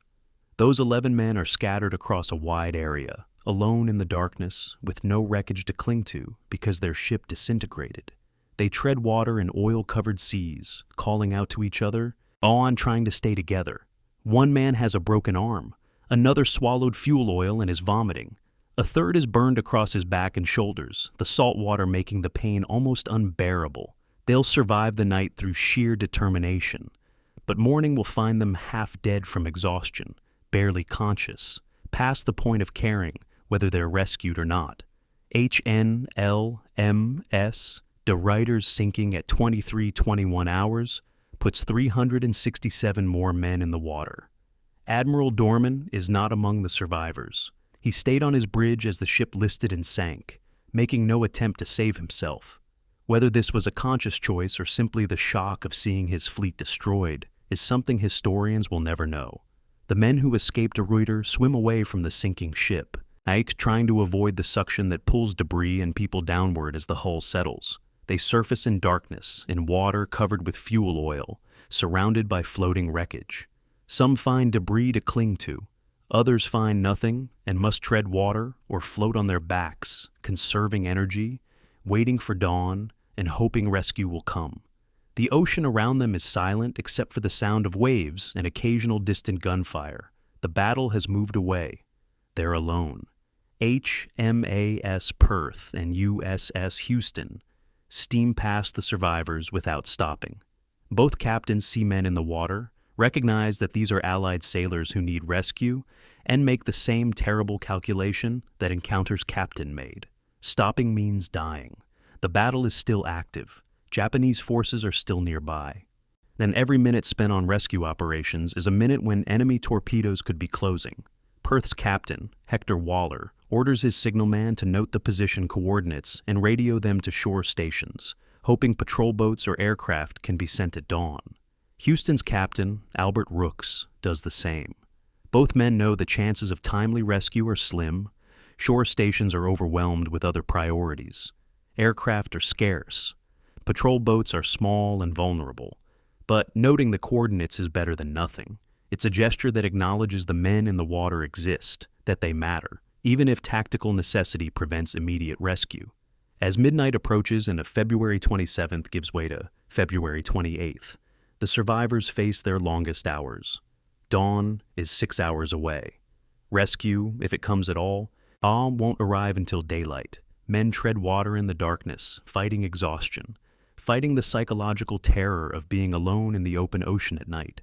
Some men pray, Catholics reciting Hail Marys, Protestants reciting the 23rd Psalm, Dutch sailors praying in their native language to a God who seems very far away.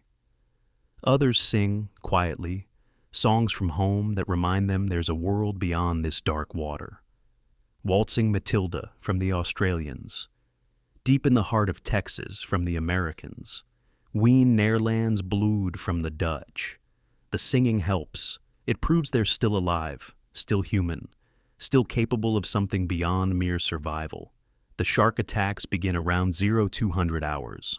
Sharks are attracted to electrical fields generated by struggling swimmers, to blood from wounded men. To vibrations in the water that signal potential prey. The first attack comes suddenly.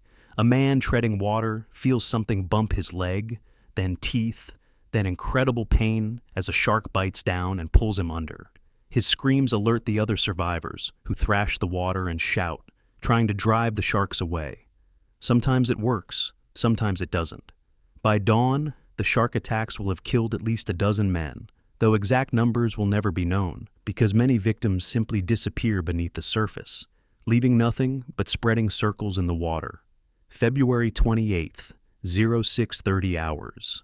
Dawn breaks over the Java Sea, and the survivors who've made it through the night see the full scope of their situation.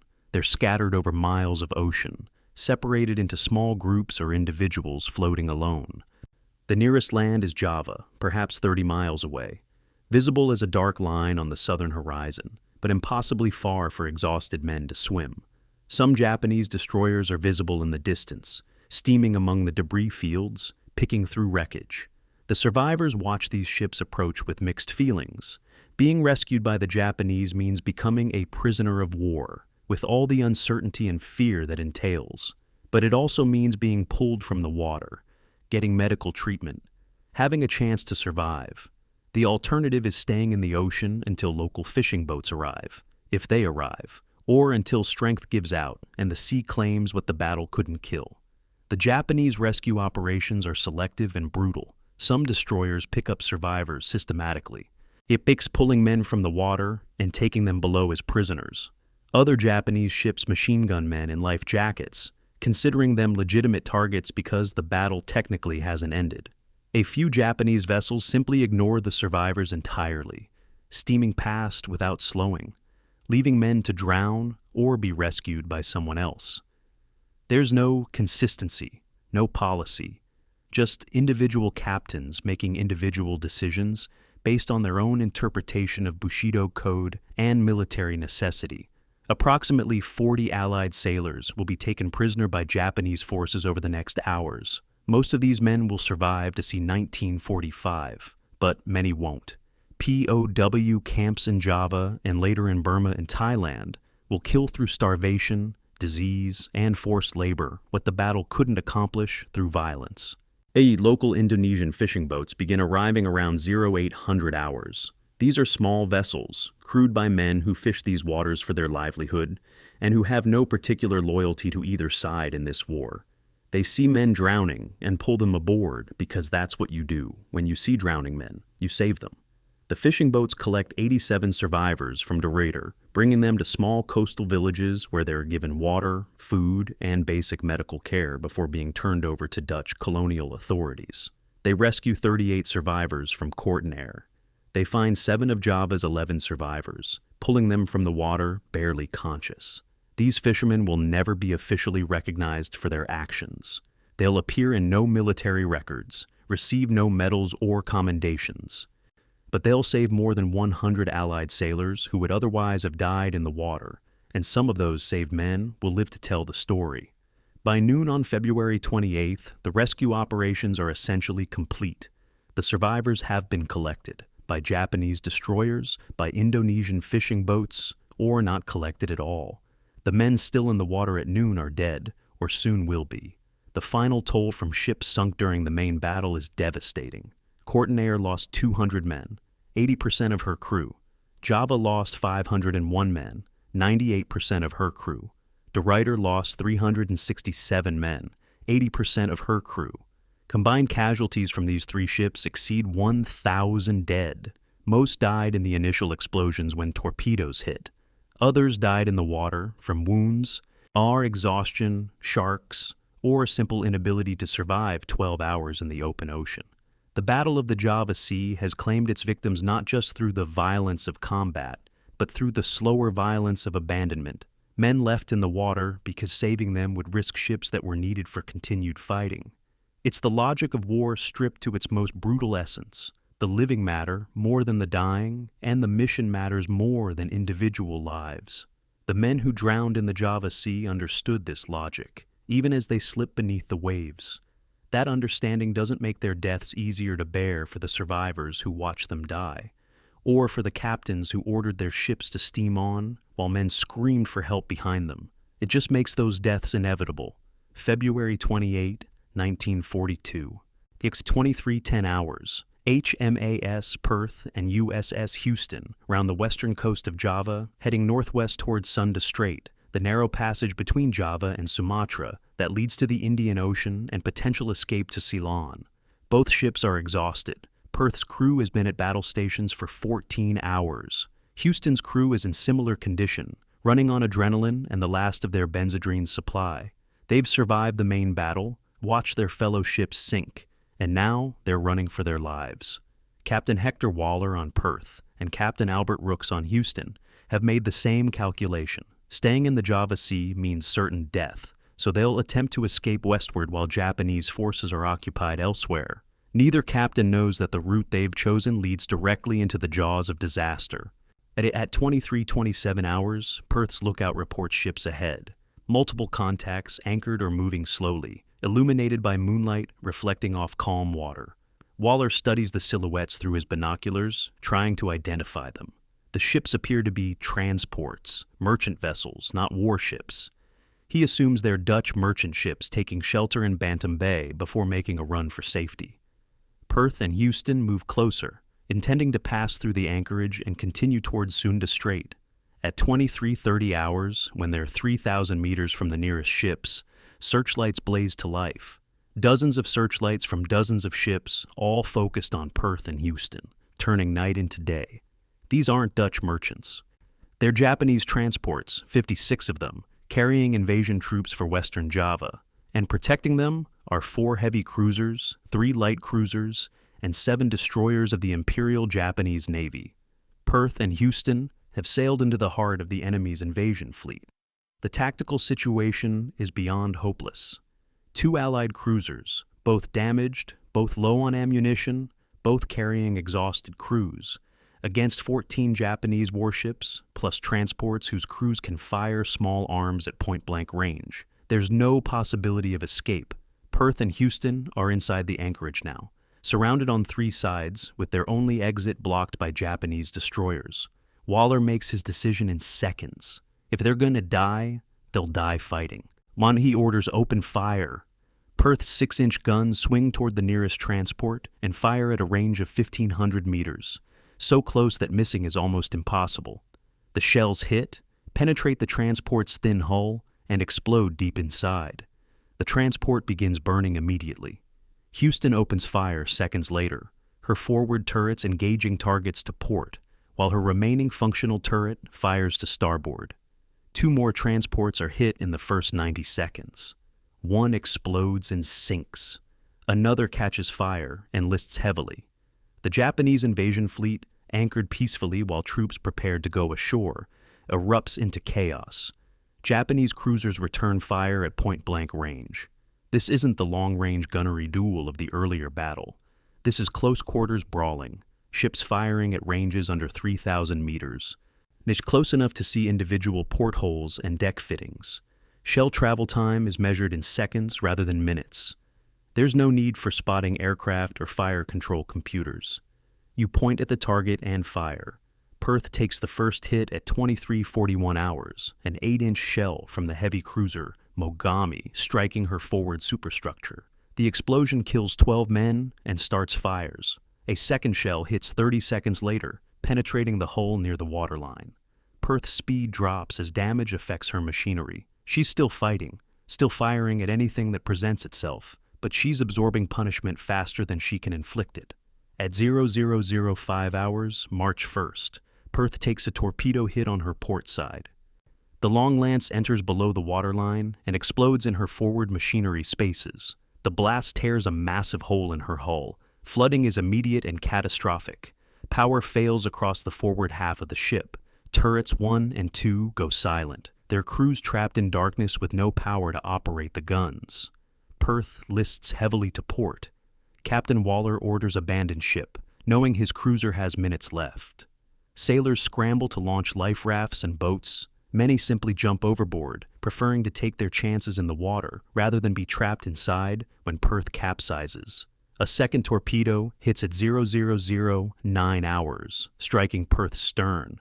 The explosion destroys her steering gear and hastens the sinking. At 0012 hours, Perth rolls onto her port side and sinks by the bow, and her propellers still turning as she slides beneath the surface. Captain Waller goes down with his ship. 682 men were aboard. 329 will die tonight. Killed in the battle, drowned in the sinking, or killed in the water by sharks and gunfire, 353 will survive to face Japanese captivity. USS Houston fights on alone.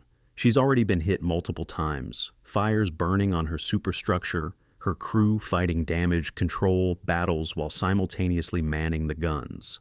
At 00:23 hours, a Japanese destroyer closes to torpedo range and fires a spread of 4 long lances.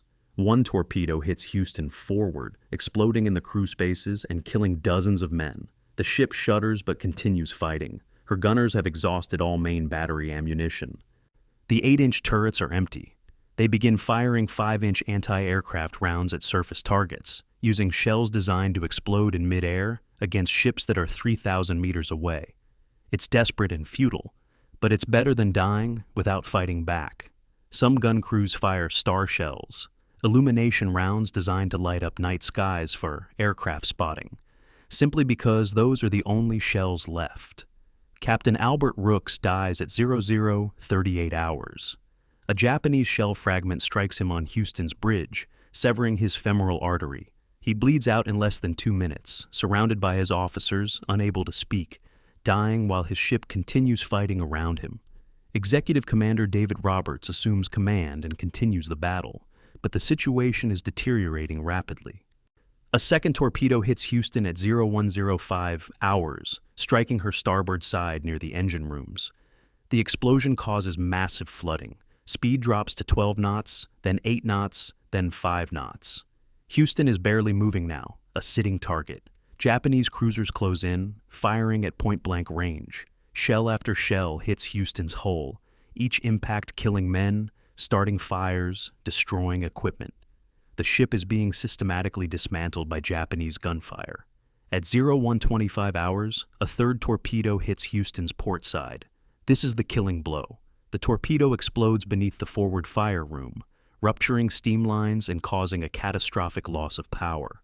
All engines stop. Houston goes dead in the water, listing heavily to starboard, fires raging from bow to stern. Commander Roberts orders abandon ship. Sailors pour onto the deck, launching life rafts, throwing anything that floats overboard to give themselves something to cling to. Many men are already wounded, burns, shrapnel injuries, broken bones. They jump into the oil-covered water and swim away from the sinking ship as fast as their injuries allow. At 01:40 hours, Houston capsizes to starboard. Her hull rolls almost completely over, exposing the barnacle-covered bottom to the moonlight for a brief moment, then slides beneath the surface stern. First, Captain Rooks is still aboard, dead on the bridge where he died. 368 of Houston's crew die tonight. 368 survive, for now, though many will die in the next hours or years as prisoners of war. The friendly fire during this battle adds an element of tragic absurdity to the carnage. The Japanese ships, firing wildly at Perth and Houston in darkness and confusion, hit their own transports. The destroyer Fubuki fires torpedoes that miss the Allied cruisers but continue running through the anchorage, striking Japanese transport Sakura Maru and sinking her with 200 troops aboard. Japanese cruisers firing at extreme angles hit other Japanese cruisers. At least 3 Japanese vessels suffer significant damage from friendly fire, and 1 transport is sunk outright. The Japanese will later report that Perth and Houston sank 4 transports. The actual number is closer to 7, but 3 of those were sunk by Japanese weapons hitting Japanese ships in the chaos of close-quarters combat. It's small consolation to the Allied crews dying in the water, but it's an indication of how confused the battle became once range closed and targets became difficult to identify. The survivors in the water face 7 hours until dawn. Perth's men float in life jackets or cling to debris, watching Japanese destroyers steam through the area, sometimes stopping to pick up survivors, sometimes shooting at them. Houston survivors are in similar circumstances, scattered across miles of water, wounded, exhausted, oil-covered, waiting for whatever comes next. Some men die in the water before dawn, from wounds, from exhaustion, from shark attacks. A Marine sergeant from Houston survives the sinking only to be machine-gunned by a Japanese destroyer while floating in his life jacket. An Australian sailor from Perth drowns when his life jacket slips off, too weak to swim the 50 meters to floating wreckage. Yet the ocean claims men all night, one by one, until dawn reveals the survivors, those who had the strength, the luck, or the will to make it through. Japanese forces collect 721 survivors from Perth and Houston combined. These men will spend the next 3.5 years as prisoners of war. They'll be held in camps in Java initially. Then many will be transferred to Burma and Thailand to work on the Burma Railway, the infamous Death Railway, where 60,000 Allied prisoners and Asian laborers will die building a supply line through the jungle. Of the 721 captured, 243 will die before 1945, a 34% death rate. They'll die from starvation, from disease, from beatings, from tropical infections left untreated, and from the simple accumulated misery of being worked to death by an enemy that views surrender as dishonorable and prisoners as beneath contempt. For these men, the Battle of the Java Sea doesn't end on March 1st, 1942. It ends 3 years later when Allied forces liberate the camps and discover which prisoners are still alive. The final accounting of the Perth and Houston action is stark. 2 Allied cruisers sank 4 to 7 Japanese transports, depending on whether you count friendly fire sinkings, and damaged 3 more. They killed approximately 400 Japanese soldiers and sailors. In exchange, they lost 796 men killed in action or who died in captivity, plus both ships. By any strategic calculation, this is a lopsided defeat. The Japanese invasion of Java proceeds on schedule. The transport losses are replaced within days, but Perth and Houston's last stand accomplishes something that can't be measured in ship tonnages or casualty ratios. It demonstrates that even in defeat, even in hopeless tactical situations, Allied sailors would fight to the last shell and the last breath. This psychological demonstration matters more than it might seem. It tells Japanese planners that future operations will be contested, that Allied forces won't simply surrender when faced with superior numbers, and it gives the survivors, those who will live through POW camps and return home in 1945, a memory that's painful but also meaningful. They fought when fighting seemed pointless. They refused to surrender until their ships literally sank beneath them.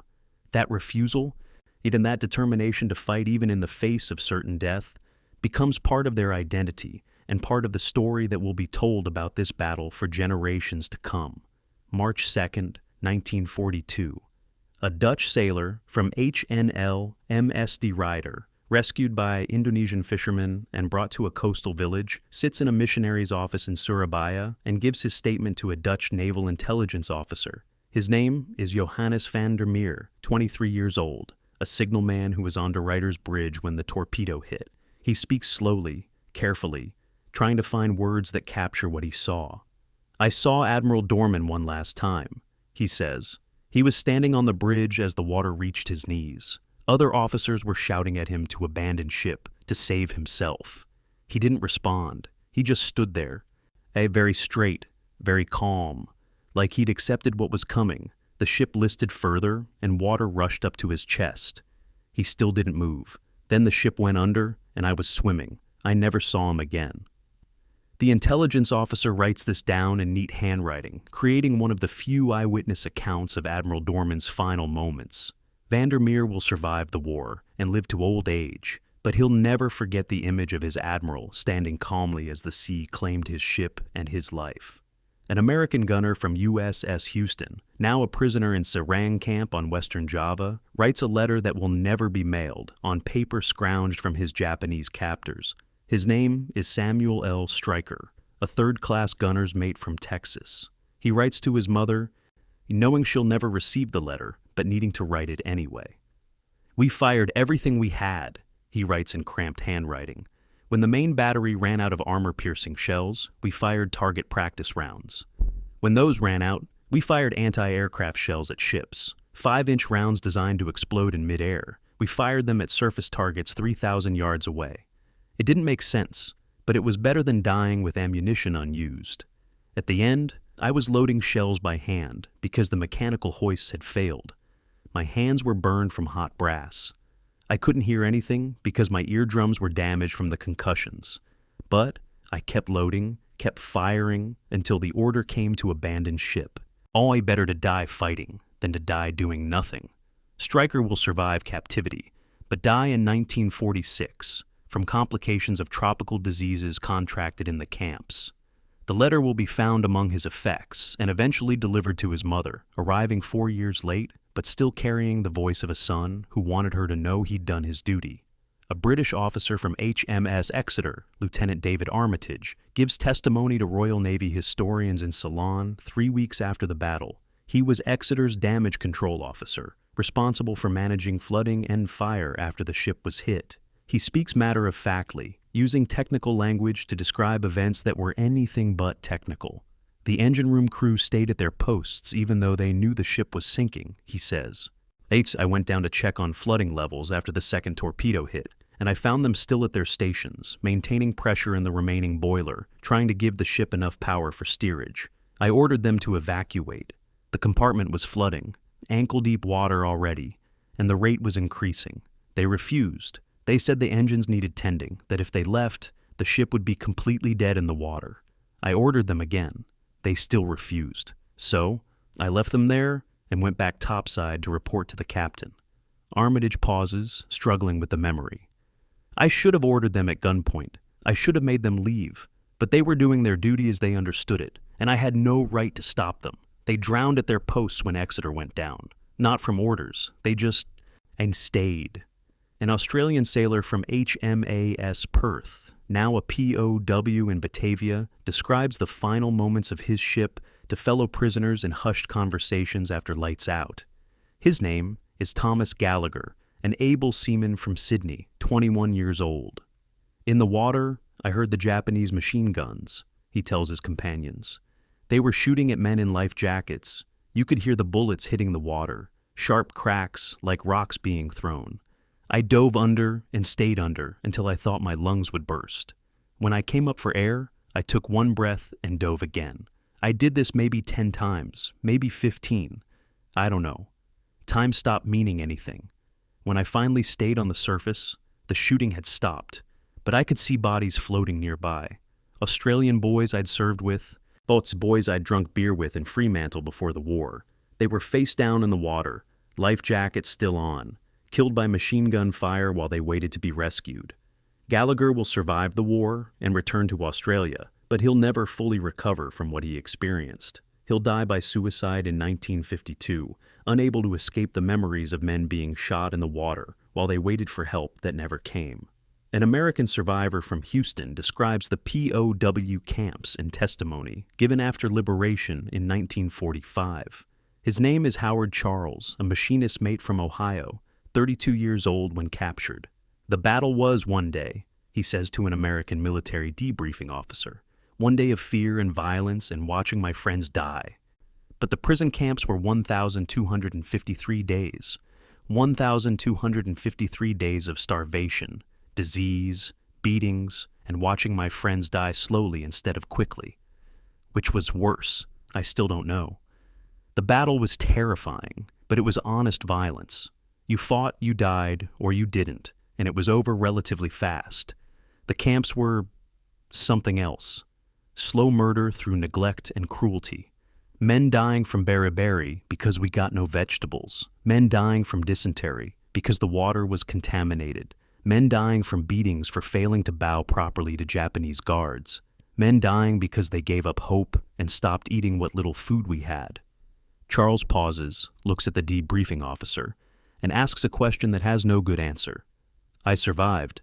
137 of my shipmates didn't. Why me? What made me special? I wasn't braver. I wasn't stronger. I just didn't die. And now I have to live with that. The testimony collected by military historians reveals common themes across all survivors, regardless of nationality or rank. First, the communication confusion. Nearly every survivor mentions the chaos of trying to follow orders transmitted in foreign languages or misinterpreted during translation. Second, the inability to see the enemy. Survivors repeatedly describe firing at smoke clouds, at radar contacts, at estimated positions, never at ships they could actually see clearly. Third, the sense of watching friends die while being unable to help. Men describe standing on deck while other ships sank, watching sailors in the water. on unable to stop for rescue because tactical necessity demanded they keep moving. Fourth, the guilt of survival. Nearly every survivor expresses some version of the same question. Why did I survive when better men died? The United States Navy collected 127 formal survivor statements between 1945 and 1946, now archived at the Naval War College in Newport, Rhode Island. These statements were gathered from Houston survivors primarily, as American military historians had best access to American veterans.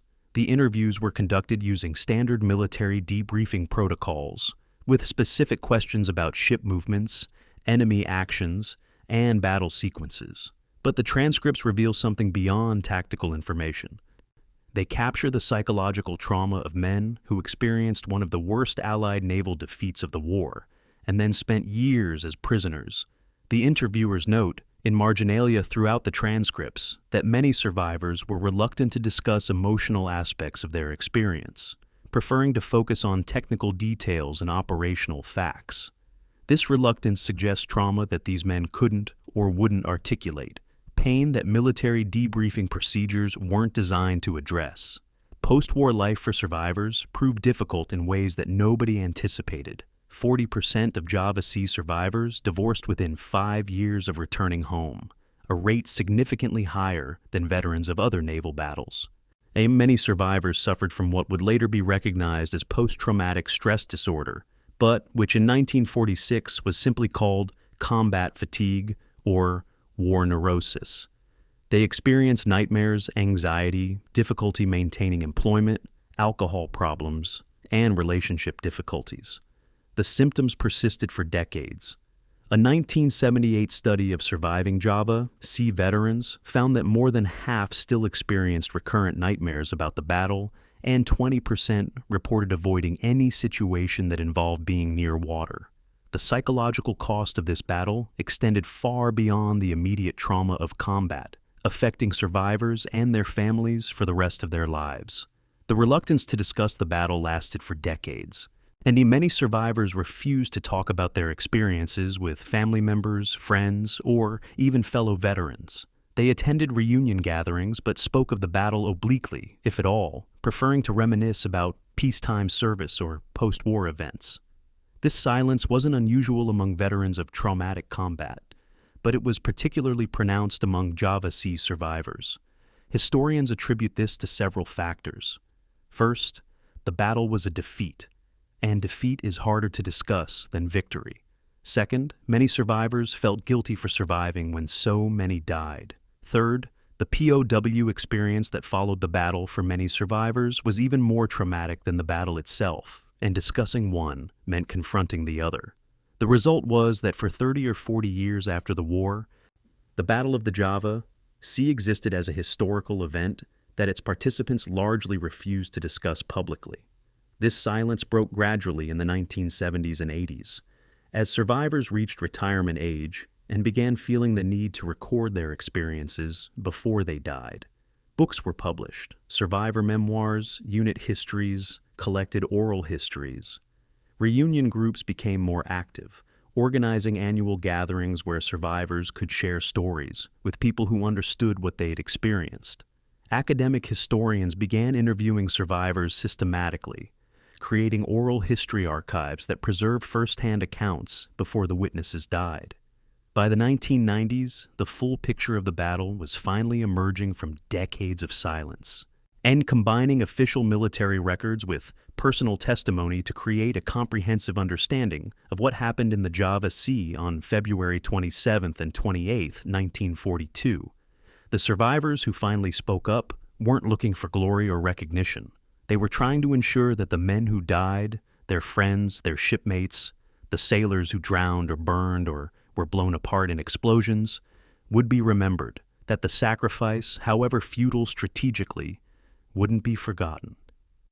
February 27th, 1942. 15:30 hours.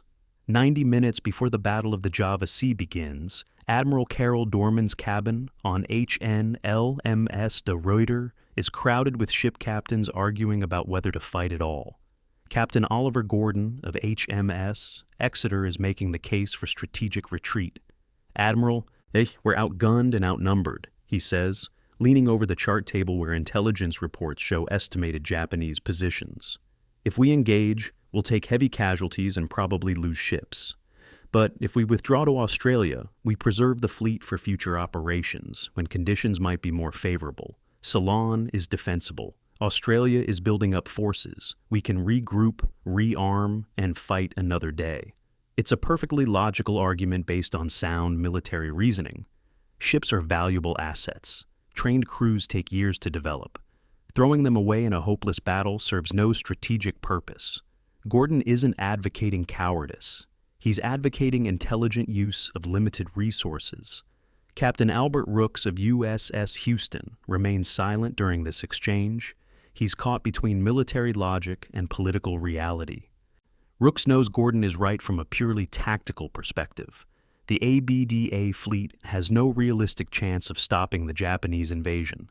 They might inflict casualties, might sink a few transports, but Java will fall regardless of what happens in this battle. Retreating to Australia makes military sense, but Rooks also understands that wars aren't fought purely on military logic. There are political considerations, moral considerations, questions of national honor, and allied commitment. The Dutch government in exile in London has demanded that Allied forces defend the Dutch East Indies. The American government has promised support to its allies. Retreating without fighting would be seen as abandonment, potentially damaging the Allied coalition. So, Rooks says nothing, waiting to see how Doorman will resolve this dilemma. And Doorman listens to Gordon's arguments, studying the chart in silence. He's 53 years old, a career naval officer who'd spent most of his adult life in peacetime service. His combat experience is limited. A few skirmishes with Japanese forces in early February, nothing like the fleet action he's being asked to fight today. He knows his forces are inadequate. The intelligence reports are clear. Japanese forces outnumber him in every category: more cruisers, more destroyers, better torpedoes, air superiority, superior intelligence. A rational calculation of success probability would suggest the odds are perhaps 1 in 10, possibly worse. But Doorman also knows what retreat means. It means Java falls immediately without resistance. It means the Dutch government loses its last major Asian possession without a fight. It means tens of thousands of Dutch civilians and colonial subjects face Japanese occupation, with no demonstration that their defenders tried to protect them. After a long silence, Doorman responds to Gordon with 4 words that will define his legacy. "We fight. There is no other choice." The phrase "no other choice" reveals Doorman's understanding that military decisions are embedded in contexts that transcend pure tactical calculation. Could he have retreated? Yes, physically. His ships could have turned south, steamed to Australia, and arrived safely. Would he have been court-martialed for this decision? Probably not. Military tribunals understand the concept of overwhelming enemy superiority as justification for withdrawal. But Doorman would have spent the rest of his life, and the rest of his posthumous reputation, as the admiral who abandoned Java without fighting. The Dutch government in exile would have condemned him.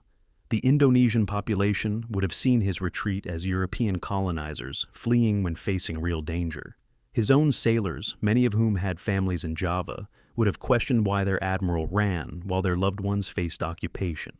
Doorman chooses to fight not because he believes he can win, but because not fighting is morally and politically unacceptable. This decision highlights a fundamental tension in military ethics. What does a commander owe his subordinates when ordered to fight a battle he knows he'll lose? The traditional military answer is that you follow orders, fight with courage and skill, and accept that some missions are worth dying for, even when victory is impossible. But this answer assumes the mission has strategic value proportionate to the casualties it will cause. What happens when the mission is primarily political or symbolic? When you're being ordered to die not to win, but to demonstrate willingness to resist? Doorman's decision commits more than 2,000 sailors to a battle where many will die to delay Japanese invasion by perhaps 24 to 48 hours. Is that delay worth the cost? Historians still debate this question 80 years later, with no consensus answer. Post-war analysis of Doorman's tactics reveals that he wasn't a poor commander, just a competent commander given an impossible mission. A 1948 study by the United States Naval War College examined Doorman's decisions during the battle and concluded that, given available forces and intelligence, no tactical approach would have produced victory. The ABDA fleet was disadvantaged in firepower, reconnaissance capability, communication, and logistics. Defeat was highly probable regardless of tactical choices made. The study did criticize some specific decisions: Doorman's failure to disengage after losing 2 destroyers, his continued aggressive posture despite mounting casualties, but noted that these decisions may have been constrained by political orders that historians don't have full access to.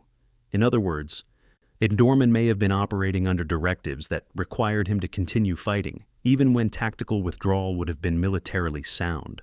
The alternate strategies considered before the battle highlight how limited Doorman's options truly were. First option, submarine warfare only.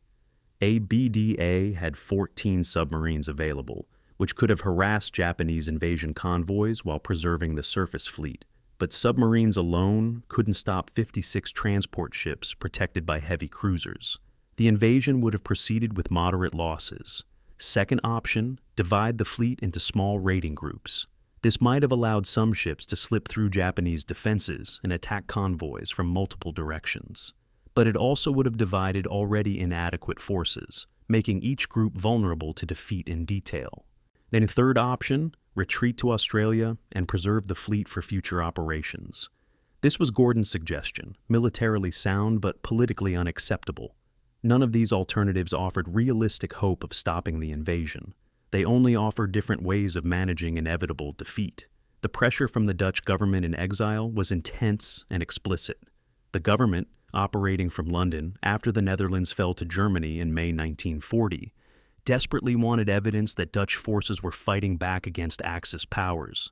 The East Indies represented the last major Dutch possession still unconquered. Letting it fall without resistance would confirm the impression that the Dutch government was powerless, merely a puppet organization dependent on British protection.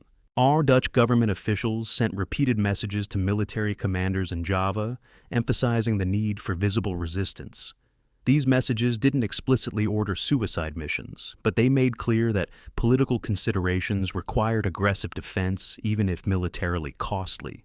Doorman, a loyal officer who understood his duty, extended beyond pure military calculation, absorbed these pressures, and made his decisions accordingly. The counterfactual question haunts historical analysis of this battle. If Doorman had retreated, if HMS Exeter, HMAS Perth, and USS Houston had survived to fight at Coral Sea in May 1942 or Midway in June 1942, would the outcomes of those battles have changed? Coral Sea was an American tactical defeat, but strategic victory, all fought by aircraft carriers with minimal cruiser involvement. 3 additional cruisers probably wouldn't have changed the outcome significantly. Midway was decided by carrier aircraft, not surface ships.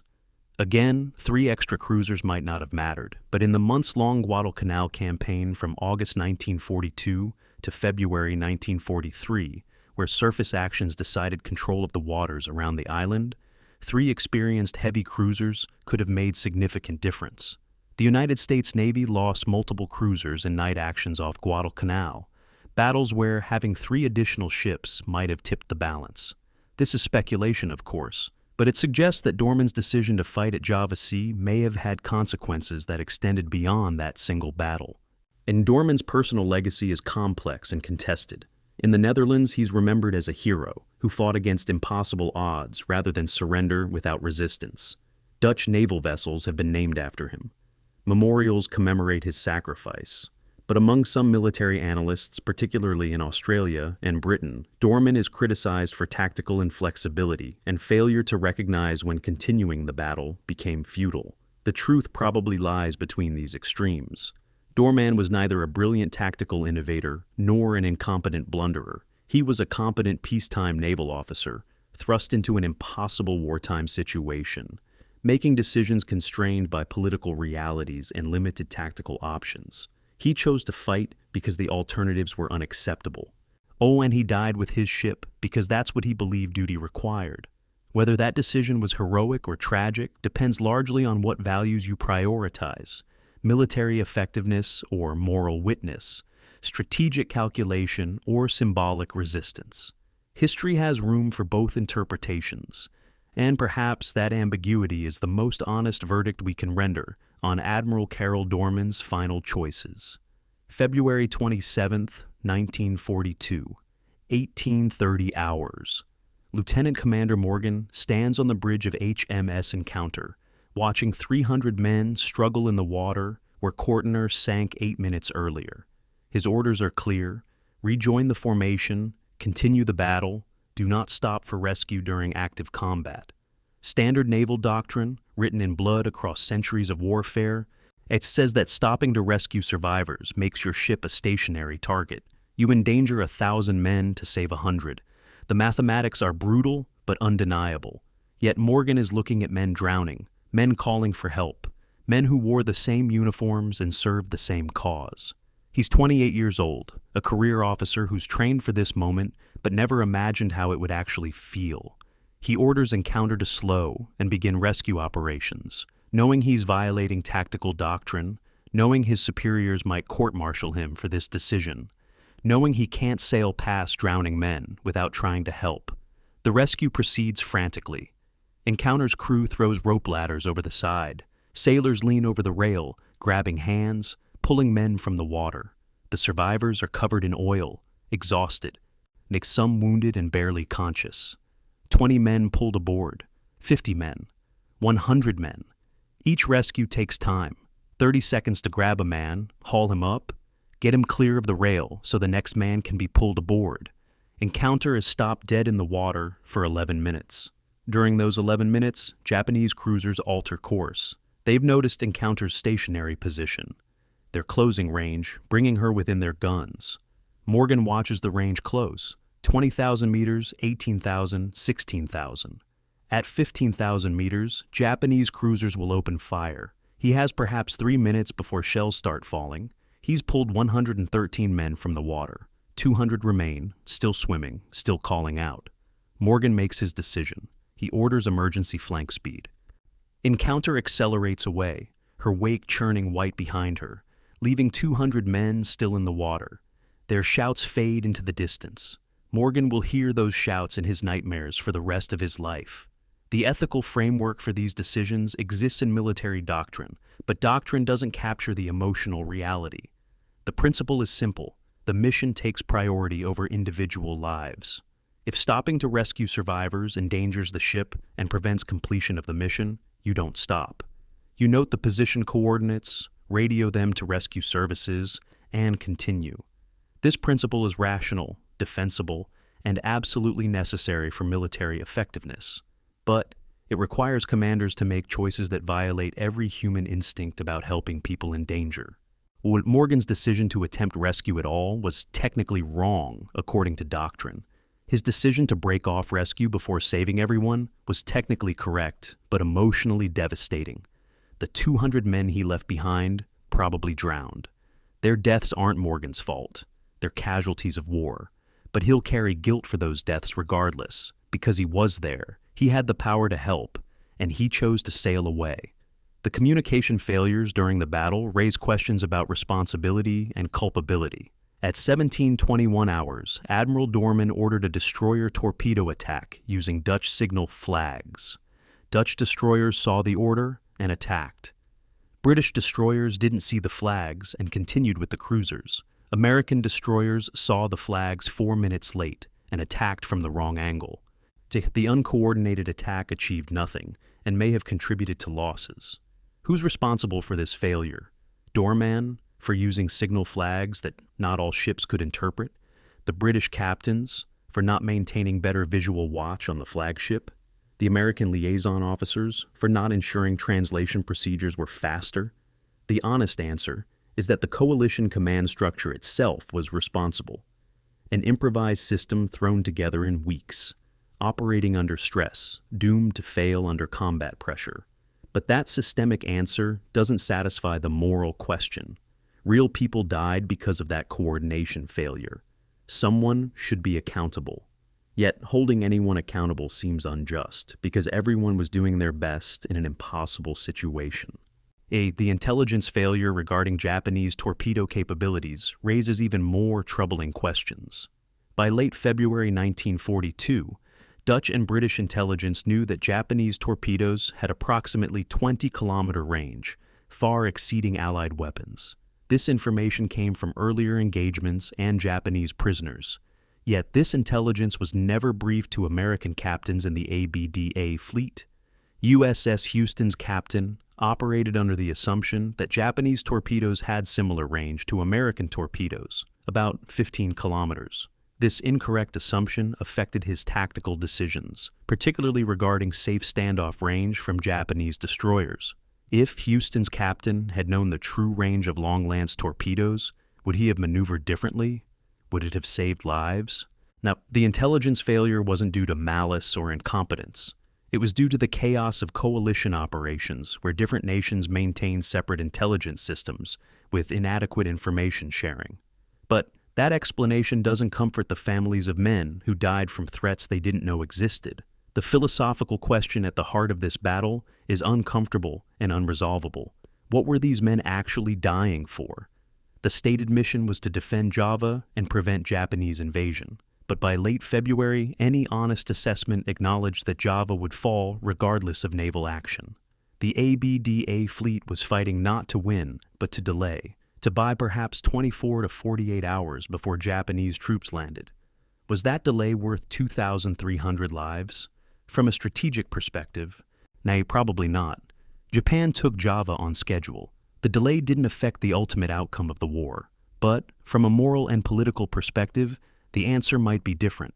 These men died demonstrating that Allied forces would resist even when resistance seemed futile. They died upholding national honor, alliance commitments, and the principle that aggression must be opposed. These intangible values can't be measured in casualty ratios or strategic assessments, but they matter to how nations understand themselves and how history judges their actions. The case of American sailors defending Dutch colonial empire adds another layer of moral complexity. Many American sailors were deeply uncomfortable with defending European colonialism. The Dutch East Indies was a colonial possession, all ruled by the Netherlands for 300 years, through systems that enriched Dutch merchants while exploiting Indonesian labor and resources. American sailors were dying to preserve a colonial system that violated American ideals about self-determination and democracy. Some sailors expressed this discomfort explicitly in letters home, questioning why they were fighting to maintain European empires. Yet they fought anyway, because orders are orders, because allies matter even when their politics are problematic, because stopping Japanese aggression served American interests regardless of who controlled the East Indies afterward. This moral ambiguity, fighting for a cause you don't fully believe in because the alternative is worse, characterizes much of World War II in Asia. Where the conflict wasn't simply democracy versus fascism, but involved competing imperialisms and colonial systems. The aftermath of the battle brought concrete changes to naval doctrine and regulation, written in the blood of men who died from preventable failures. Communication standards were completely overhauled. NATO, formed in 1949, established standardized signal protocols that all member navies would use. Coalition training became mandatory. Navies that might operate together had to train together regularly, practicing communication and coordination before combat made those skills critical. Rescue protocols were clarified. Ships were authorized to attempt rescue during combat under specific circumstances, removing the absolute prohibition that left commanders like Morgan making impossible choices. Fire control data sharing was standardized, ensuring that intelligence about enemy weapons capabilities would be distributed to all coalition forces. These changes came too late for the men who died at Java Sea, but they protected later generations of sailors who fought in coalition operations. The question of casualty responsibility is one that historians still debate. Of the 2,300 Allied dead at Java Sea, how should we allocate responsibility? 400 to 500 deaths can be attributed to tactical decisions. Doorman's choice to continue fighting after losing destroyers, captain's decisions about when to maneuver and when to hold course. 300 to 400 deaths resulted from equipment failures, boilers breaking down, engines failing, damage control systems inadequate to cope with torpedo damage. In the 600 to 700 deaths can be attributed to communication breakdowns, ships receiving wrong orders, attacks launching uncoordinated, formations dissolving into chaos. 700 to 800 deaths were simply inevitable combat losses, men killed by enemy action that no reasonable preparation could have prevented. This accounting suggests that roughly two-thirds of casualties resulted from systemic failures rather than enemy superiority. Though of course these categories overlap and blend in ways that make precise attribution impossible. International law at the time provided some guidance but many gray areas. The 1929 Geneva Conventions required combatants to rescue wounded enemies when militarily possible, but allowed military necessity as an exception. What constitutes military necessity? A ship under active attack clearly can't stop for rescue. But what about a ship like Encounter, not under immediate attack but operating in a battle zone where stopping increases vulnerability? The law didn't specify, leaving commanders to make judgment calls. Post-war jurisprudence has clarified some of these questions, establishing that rescue obligations extend further than previously understood. But in 1942, commanders operated in moral and legal ambiguity. The Japanese machine gunning of survivors in life jackets violated any reasonable interpretation of the laws of war. But prosecuting those violations after the war proved difficult because proving specific incidents and identifying responsible officers was nearly impossible. The ultimate moral question that Java Sea poses is whether there's value in fighting when winning is impossible. Military strategists generally say no. Fighting hopeless battles wastes resources better preserved for future operations. But moral philosophers and historians often see it differently. There's value in resistance for its own sake, in demonstrating that some principles matter more than survival, in refusing to accept defeat without struggle. The men who fought at Java Sea achieved no strategic victory, but they achieved a moral victory. They fought when fighting seemed pointless. They maintained discipline when chaos threatened. They died with courage and honor, even in defeat. Whether that moral victory justifies 2,300 deaths is a question that has no objective answer. It depends on what you believe about the purpose of military service, the value of symbolic resistance, and whether some causes are worth dying for, even when you know death won't change the outcome. The sailors who died at Java Sea couldn't answer that question themselves. They simply did their duty as they understood it. We who survived them can honor their sacrifice by honestly examining whether that duty was worth the price they paid. June 1942. The Naval War College in Newport, Rhode Island. 3 months after the Battle of the Java Sea, American naval officers gather in a classroom filled with charts, plotting boards, and reconnaissance photographs. They're studying what went wrong in the Java Sea, trying to extract lessons before American forces face similar situations in the South Pacific. On the blackboard, an instructor has drawn the torpedo hit patterns from February 27th, 9 long lance hits from approximately 180 torpedoes launched, 5% hit rate from extreme range. The American officers study these numbers in silence because they tell a story that nobody wants to hear. Japanese torpedoes have 20-kilometer range. American torpedoes max at 9 kilometers. Japanese torpedoes leave no visible wake. American torpedoes leave wakes that skilled lookouts can spot at 1,000 meters. Japanese torpedoes carry 1,080-pound warheads. American torpedoes carry 495-pound warheads. In every meaningful metric, the enemy weapon is superior, and American sailors will pay the price for that inferiority in battles yet to come. The torpedo development timeline reveals how far behind American weapons technology has fallen. Japan began developing the Type 93 in 1928, 14 years ago. They invested enormous resources into oxygen propulsion technology, solving the engineering challenges through patient trial and error. The weapon became operational in 1935, 7 years before the Java Sea battle. American torpedo development during the same period focused on magnetic detonators, sophisticated triggering mechanisms that would explode torpedoes beneath enemy ships, rather than requiring direct contact. In theory, this approach was brilliant. In practice, the magnetic detonators were unreliable, often failing to detonate or exploding prematurely. By 1942, and American submarines and destroyers were firing torpedoes that frequently didn't explode when they hit targets. This reliability crisis wouldn't be fully resolved until mid-1943, 18 months of combat with defective weapons, because peacetime testing failed to discover the flaws. The Battle of Savo Island in August 1942 demonstrates how little the United States Navy learned from Java Sea in the immediate aftermath. Savo Island, north of Guadalcanal, saw a Japanese cruiser force attack an Allied task force at night. The Americans had radar, technological advantage the ABDA fleet lacked, but they hadn't integrated radar data into their tactical doctrine. They had air superiority in the region, but no aircraft over the battle zone at night. They had numerical advantage but lost formation cohesion in darkness. The battle lasted 34 minutes. 4 Allied cruisers were sunk. More than 1,000 sailors died.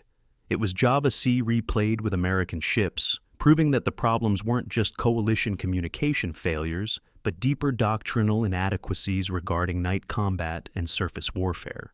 The after-action reports from Savo Island read like Java Sea reports: confusion, poor communication, enemy weapons outranging American weapons, formations dissolving under attack. The lessons were there to be learned, but learning takes time, and time costs lives. October 1942 brought a critical moment in American naval thinking.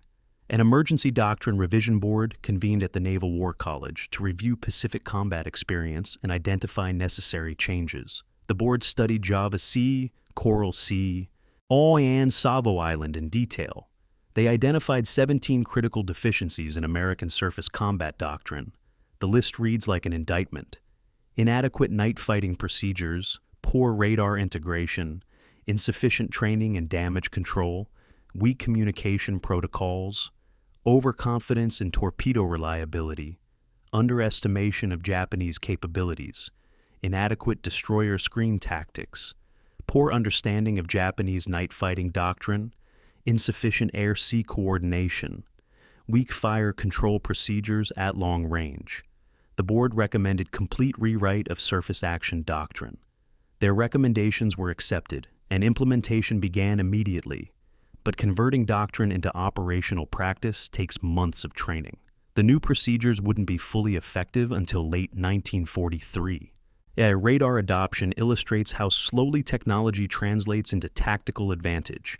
American ships had radar in 1942, surface search radar that could detect enemy ships at 15 to 20 kilometers, far beyond visual range. This should have been decisive advantage, but radar operators weren't trained to interpret what they saw. Radar contacts appeared as blips on screens, providing range and bearing, but no identification. Was that blip an enemy cruiser or a friendly destroyer? Radar couldn't tell you. It took months of combat experience before operators learned to distinguish ship types by their radar signatures, to differentiate between real contacts and false returns caused by weather or sea conditions. The Java Sea battle was fought without radar. Its Savo Island was fought with radar that crews didn't know how to use effectively. By late 1943, American radar operators had become expert, turning technological advantage into tactical dominance. But that expertise cost 18 months and thousands of lives. The Battle of Cape St. George in November 1943 finally demonstrated that American forces had learned Java Sea's lessons. 5 American destroyers engaged 3 Japanese destroyers at night off New Ireland.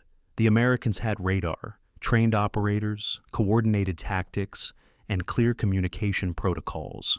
They executed a perfect torpedo attack, sinking 3 Japanese destroyers without loss. The action lasted 34 minutes, same duration as Savo Island, but the outcome was completely different. And American destroyers launched coordinated torpedo spreads, maintained formation discipline, and used radar fire control to achieve hits at ranges where visual targeting was impossible. Captain Arleigh Burke, commanding the American force, credited the victory to training that incorporated lessons from earlier defeats. "We lost at Savo Island because we didn't know how to fight at night," he said in post-action report. "We won at Cape St. George because we learned."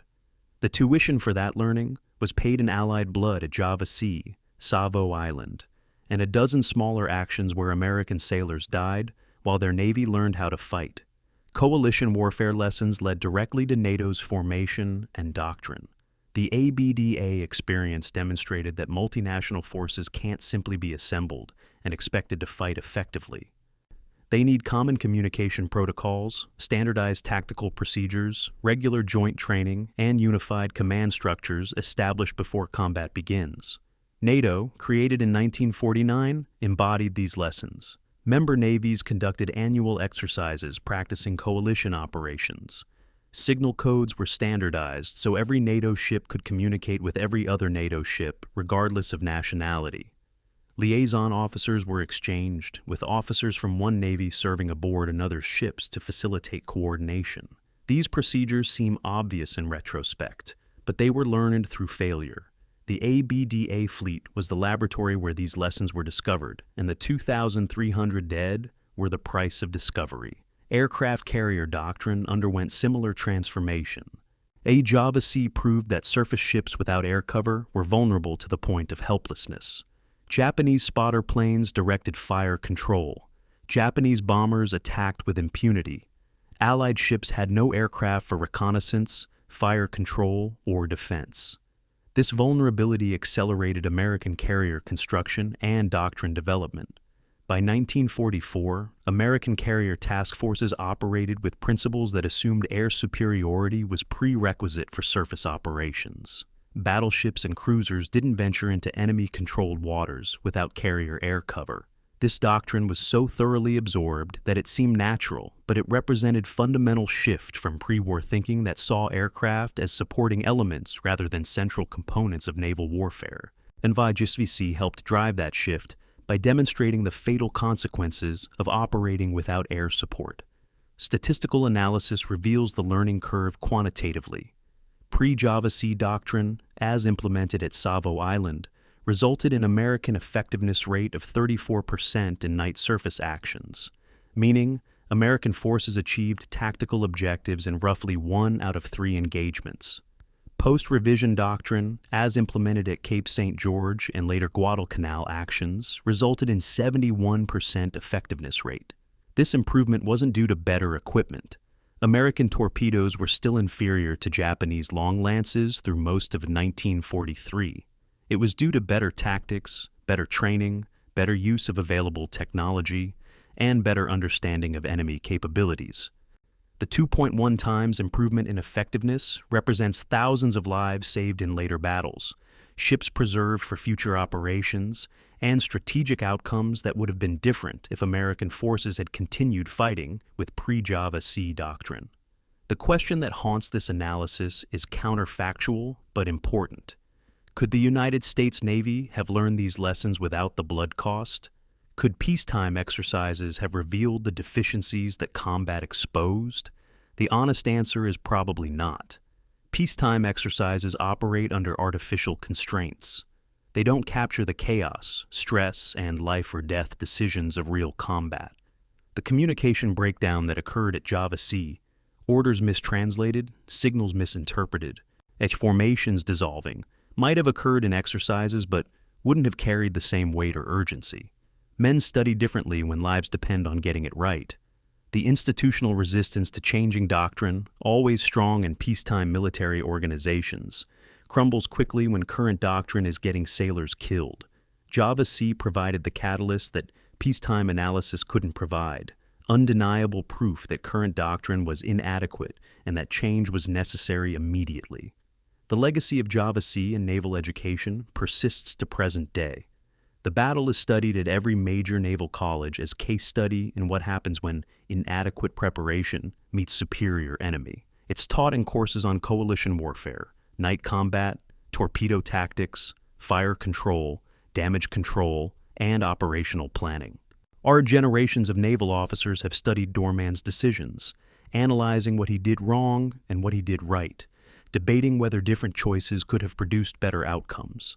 The consensus teaching holds that Doorman was competent commander given impossible mission, that his tactical choices were reasonable given information available, and that his defeat teaches more about importance of preparation, training, and proper equipment than about individual decision-making. The battle's greatest lesson is systemic. Naval forces must train together before fighting together, must have compatible equipment and communications, must understand enemy capabilities, and must never assume that courage and determination can overcome material disadvantage. These lessons seem obvious, but they needed to be written in blood before they were truly learned.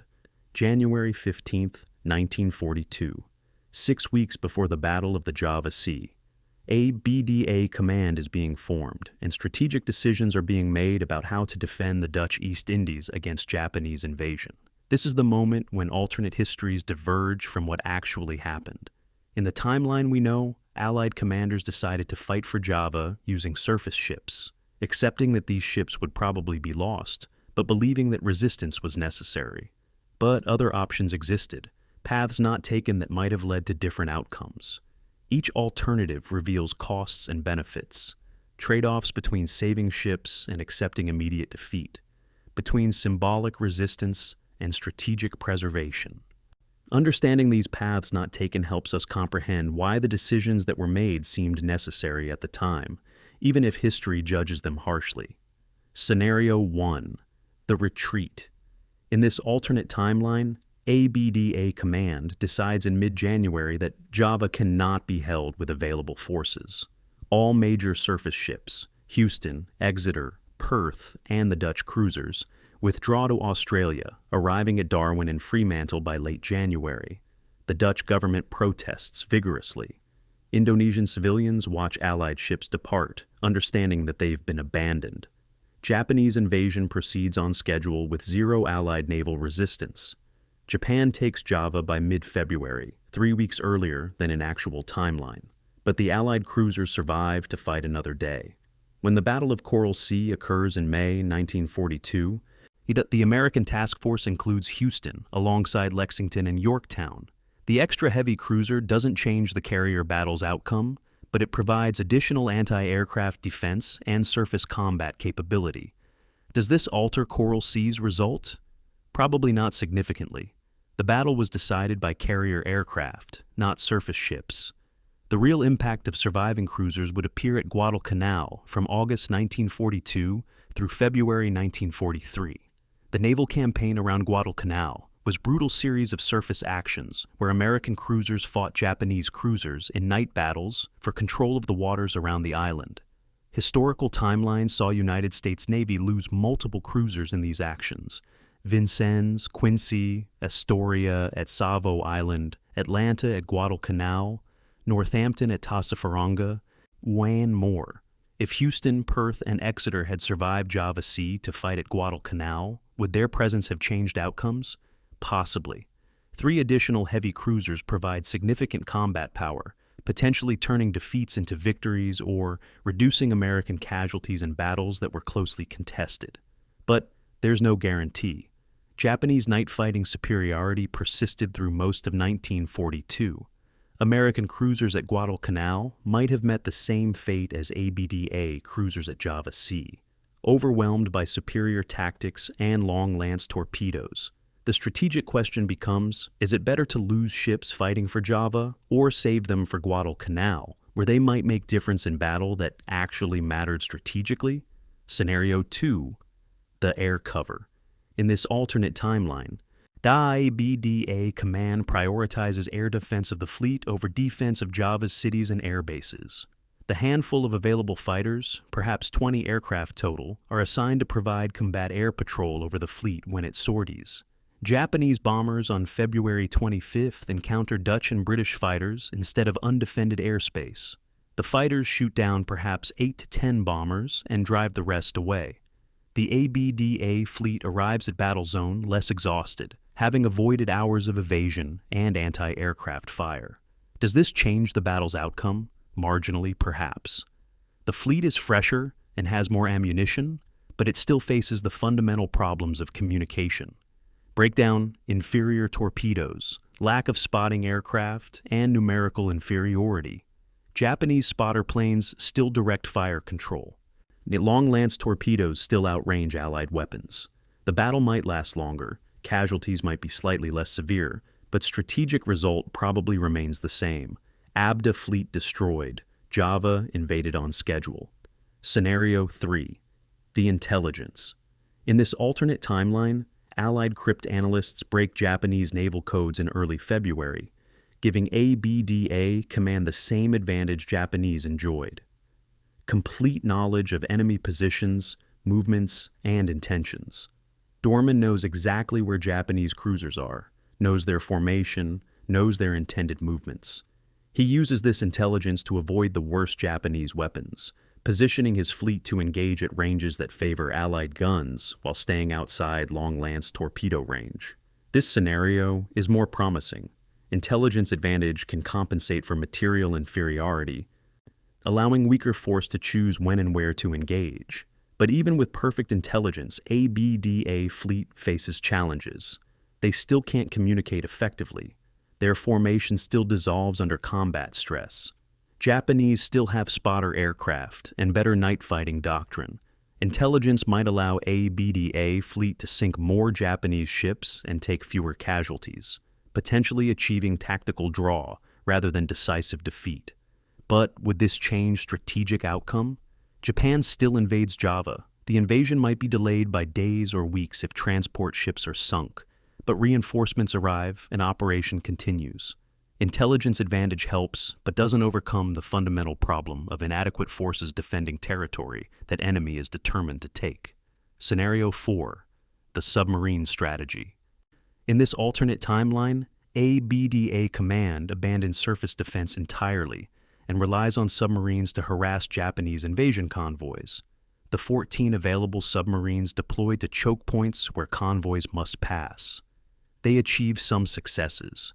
Historical record shows submarines sank 3 transports in February, but submarines alone can't stop 56 transport ships protected by destroyers and air cover. Japanese invasion proceeds more slowly, taking additional casualties, but reaches Java by early March. Allied surface ships withdraw to Australia, preserved for future operations. This strategy maximizes long-term Allied strength by avoiding decisive battle that would destroy major ships. But it also means zero visible resistance to invasion. The psychological impact on Allied morale and Japanese confidence would be significant. As Japan's advance appears unstoppable, Allied forces appear to be running rather than fighting. The strategic gain of preserved ships must be weighed against the morale cost of perceived cowardice. Scenario 5. The carrier intervention. This is the most dramatic counterfactual. What if American carrier task forces, Lexington, Yorktown, or Enterprise, had been available to support the ABDA fleet? Carriers provide air superiority, strike capability, and reconnaissance that changes the entire battle's character. Japanese spotting aircraft are shot down. Japanese cruisers are attacked by American dive bombers. ABDA fleet has air cover against Japanese bombers. This scenario could produce Allied victory, sinking Japanese cruisers and devastating transport convoys. But the historical reality makes this scenario impossible. In February 1942, American carriers were desperately needed elsewhere. Lexington and Yorktown were protecting the line of communication to Australia. Enterprise was covering operations in the Marshall Islands. Hornet was preparing for the Doolittle raid on Tokyo. Sending carriers to Java would weaken American posture elsewhere, potentially losing strategic positions while defending one that was probably indefensible anyway. American war planners made the calculation that preserving carriers for battles that could be won mattered more than sending them to Java, where they might be lost, defending territory that Japan would take regardless. The strategic reality underlying all these scenarios is uncomfortable but undeniable. Japan brought overwhelming force to the East Indies campaign: 11 fleet carriers, 10 battleships, the 40 cruisers, more than 100 destroyers, hundreds of aircraft. Against this armada, ABDA had no carriers, no battleships, 10 cruisers, and declining numbers of aircraft. No tactical decision, no intelligence advantage, no command genius could overcome this disparity. The best ABDA could hope for was to inflict casualties proportionate to their own losses, to make Japan pay for victory, to demonstrate resistance, to delay the inevitable. Seen in this light, the actual historical outcome looks almost optimal from Allied perspective. The ABDA fleet fought, delayed Japanese invasion by approximately 36 hours. sank or damaged several transport ships, and demonstrated that Allied forces would resist even when resistance seemed hopeless. The cost was 2,300 lives and 10 ships. But those losses didn't alter the strategic balance. The ships lost at Java Sea were marginal to Allied strength in early 1942. Their loss hurt, but didn't cripple Allied war effort. The counterfactual that matters most isn't tactical, but strategic. Should the Allies have defended Java at all? This question challenges fundamental assumptions about war, alliance, and national honor. Military logic said Java couldn't be held with available forces. Therefore, attempting defense was wasteful. But political logic said abandoning allies without fighting would damage coalition cohesion and Allied morale. Moral logic said some stands must be made even when winning is impossible, because refusing to fight sends wrong message. The decision to fight at Java Sea reflected these non-military considerations. Historians still debate whether the decision was wise, with no consensus. The men who died can't offer opinions. They simply did what they were ordered to do, fighting battles that military logic said were unwinnable, but that political and moral logic said were necessary. Understanding their sacrifice requires understanding this tension between military effectiveness and other values that also matter: honor, loyalty, symbolism, morale. Java Sea was lost in military terms, but might have been won in moral and political terms, though measuring success in those dimensions requires different metrics than ship tonnages and casualty counts. The lasting lesson from these counterfactuals is humility about alternate histories. It's easy to look back and say, Doorman should have done this, or ABDA Command should have decided that. But people in January and February 1942 didn't have the benefit of historical hindsight. They made decisions based on incomplete information, under enormous pressure, with limited time for analysis. Many of their decisions proved wrong, but that doesn't mean they were foolish or incompetent. It means they faced genuinely difficult choices where every option carried severe costs. Alternate history exercises help us understand what might have been possible, but they shouldn't be used to condemn people who made different choices under conditions we can barely imagine. The Battle of the Java Sea teaches us about the limits of tactical brilliance, the importance of preparation and proper equipment, and the tragic consequences when political objectives require military operations that can't succeed. These lessons remain relevant to any military force facing coalition operations, technological inferiority, or orders to accomplish missions that exceed available capabilities. February 27, 2017, 75 years after the battle. The Indonesian Navy frigate KRI Bung Tomo steams slowly over the waters northeast of Surabaya, where the Battle of the Java Sea was fought.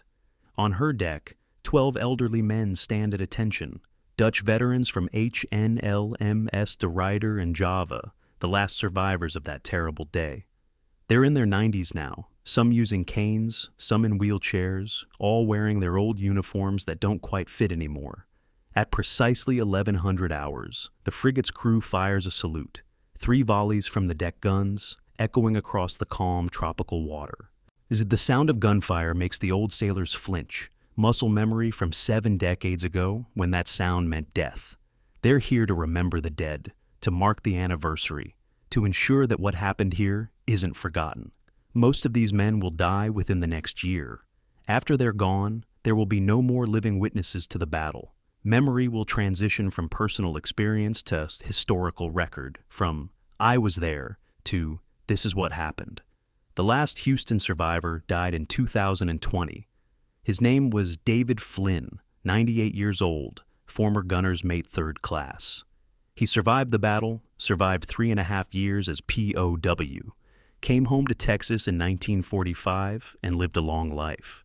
In his final interview, given to a naval historian in 2019, Flynn was asked the question that haunts every survivor.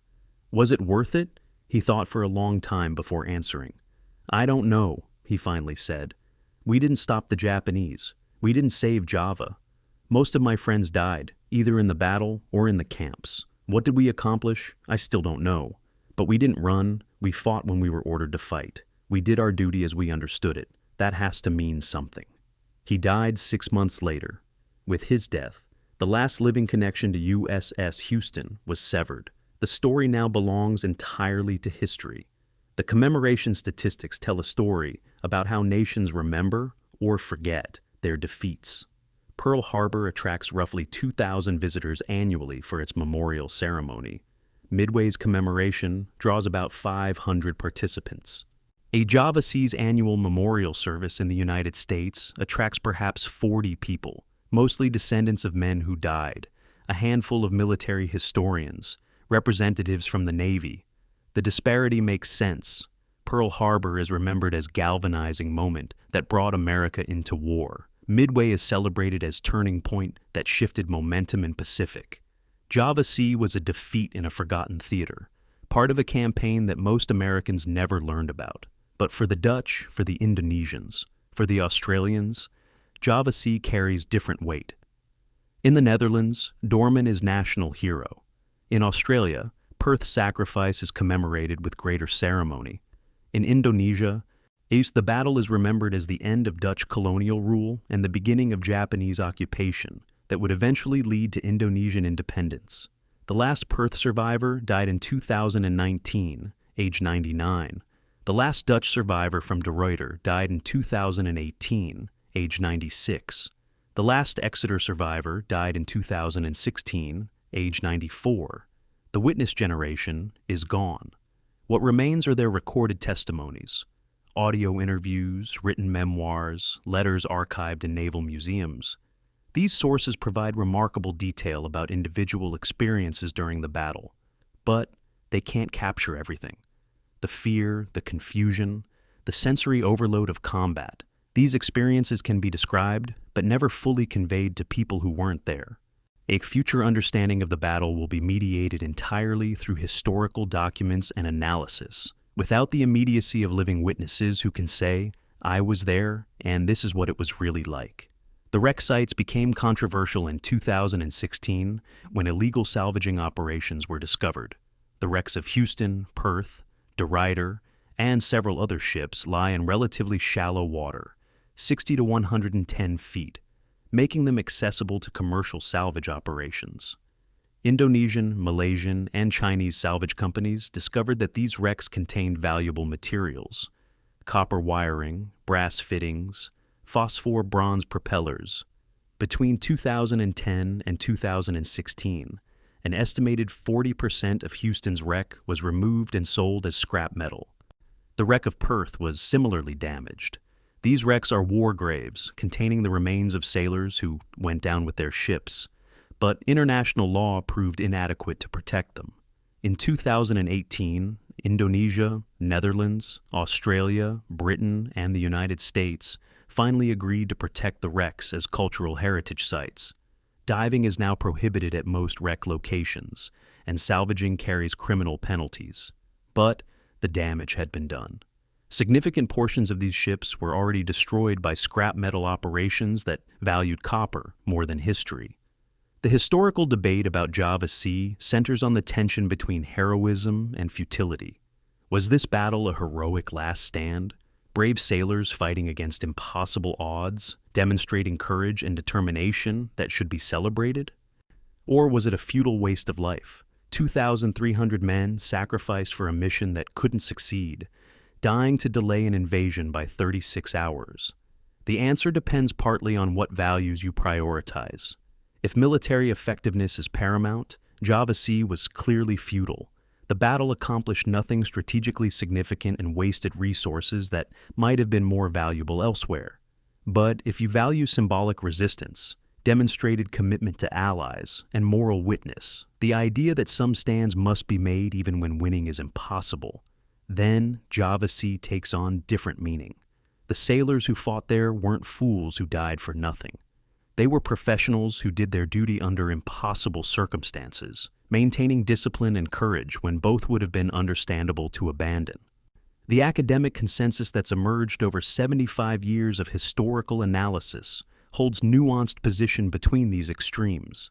Scholars generally agree that the ABDA fleet's defeat was nearly inevitable given the force imbalance, that tactical decisions by Doorman and other commanders were reasonable given available information, that communication and coordination failures were systemic rather than individual failures, and that strategic responsibility for the disaster lies with political leaders who ordered inadequate forces to defend indefensible positions, rather than with military commanders who did their best with what they had.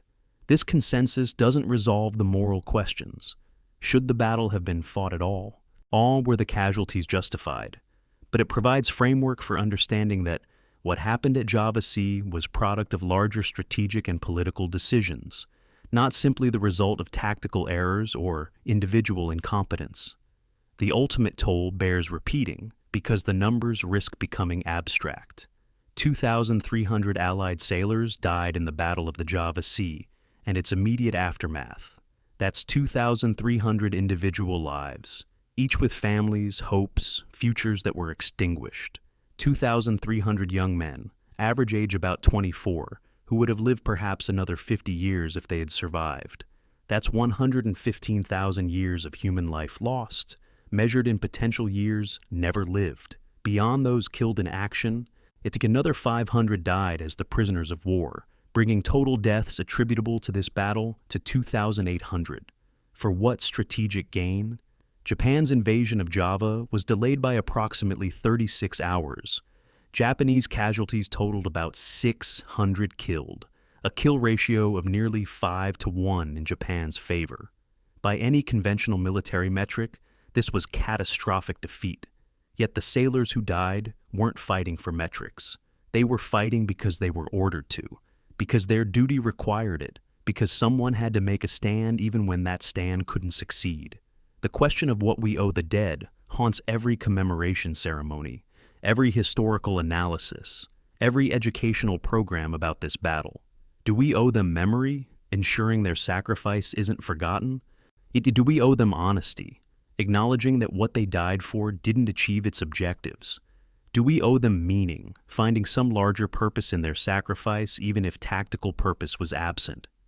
Different people answer these questions differently. The families of men who died generally want their sacrifice honored and remembered, regardless of strategic outcome.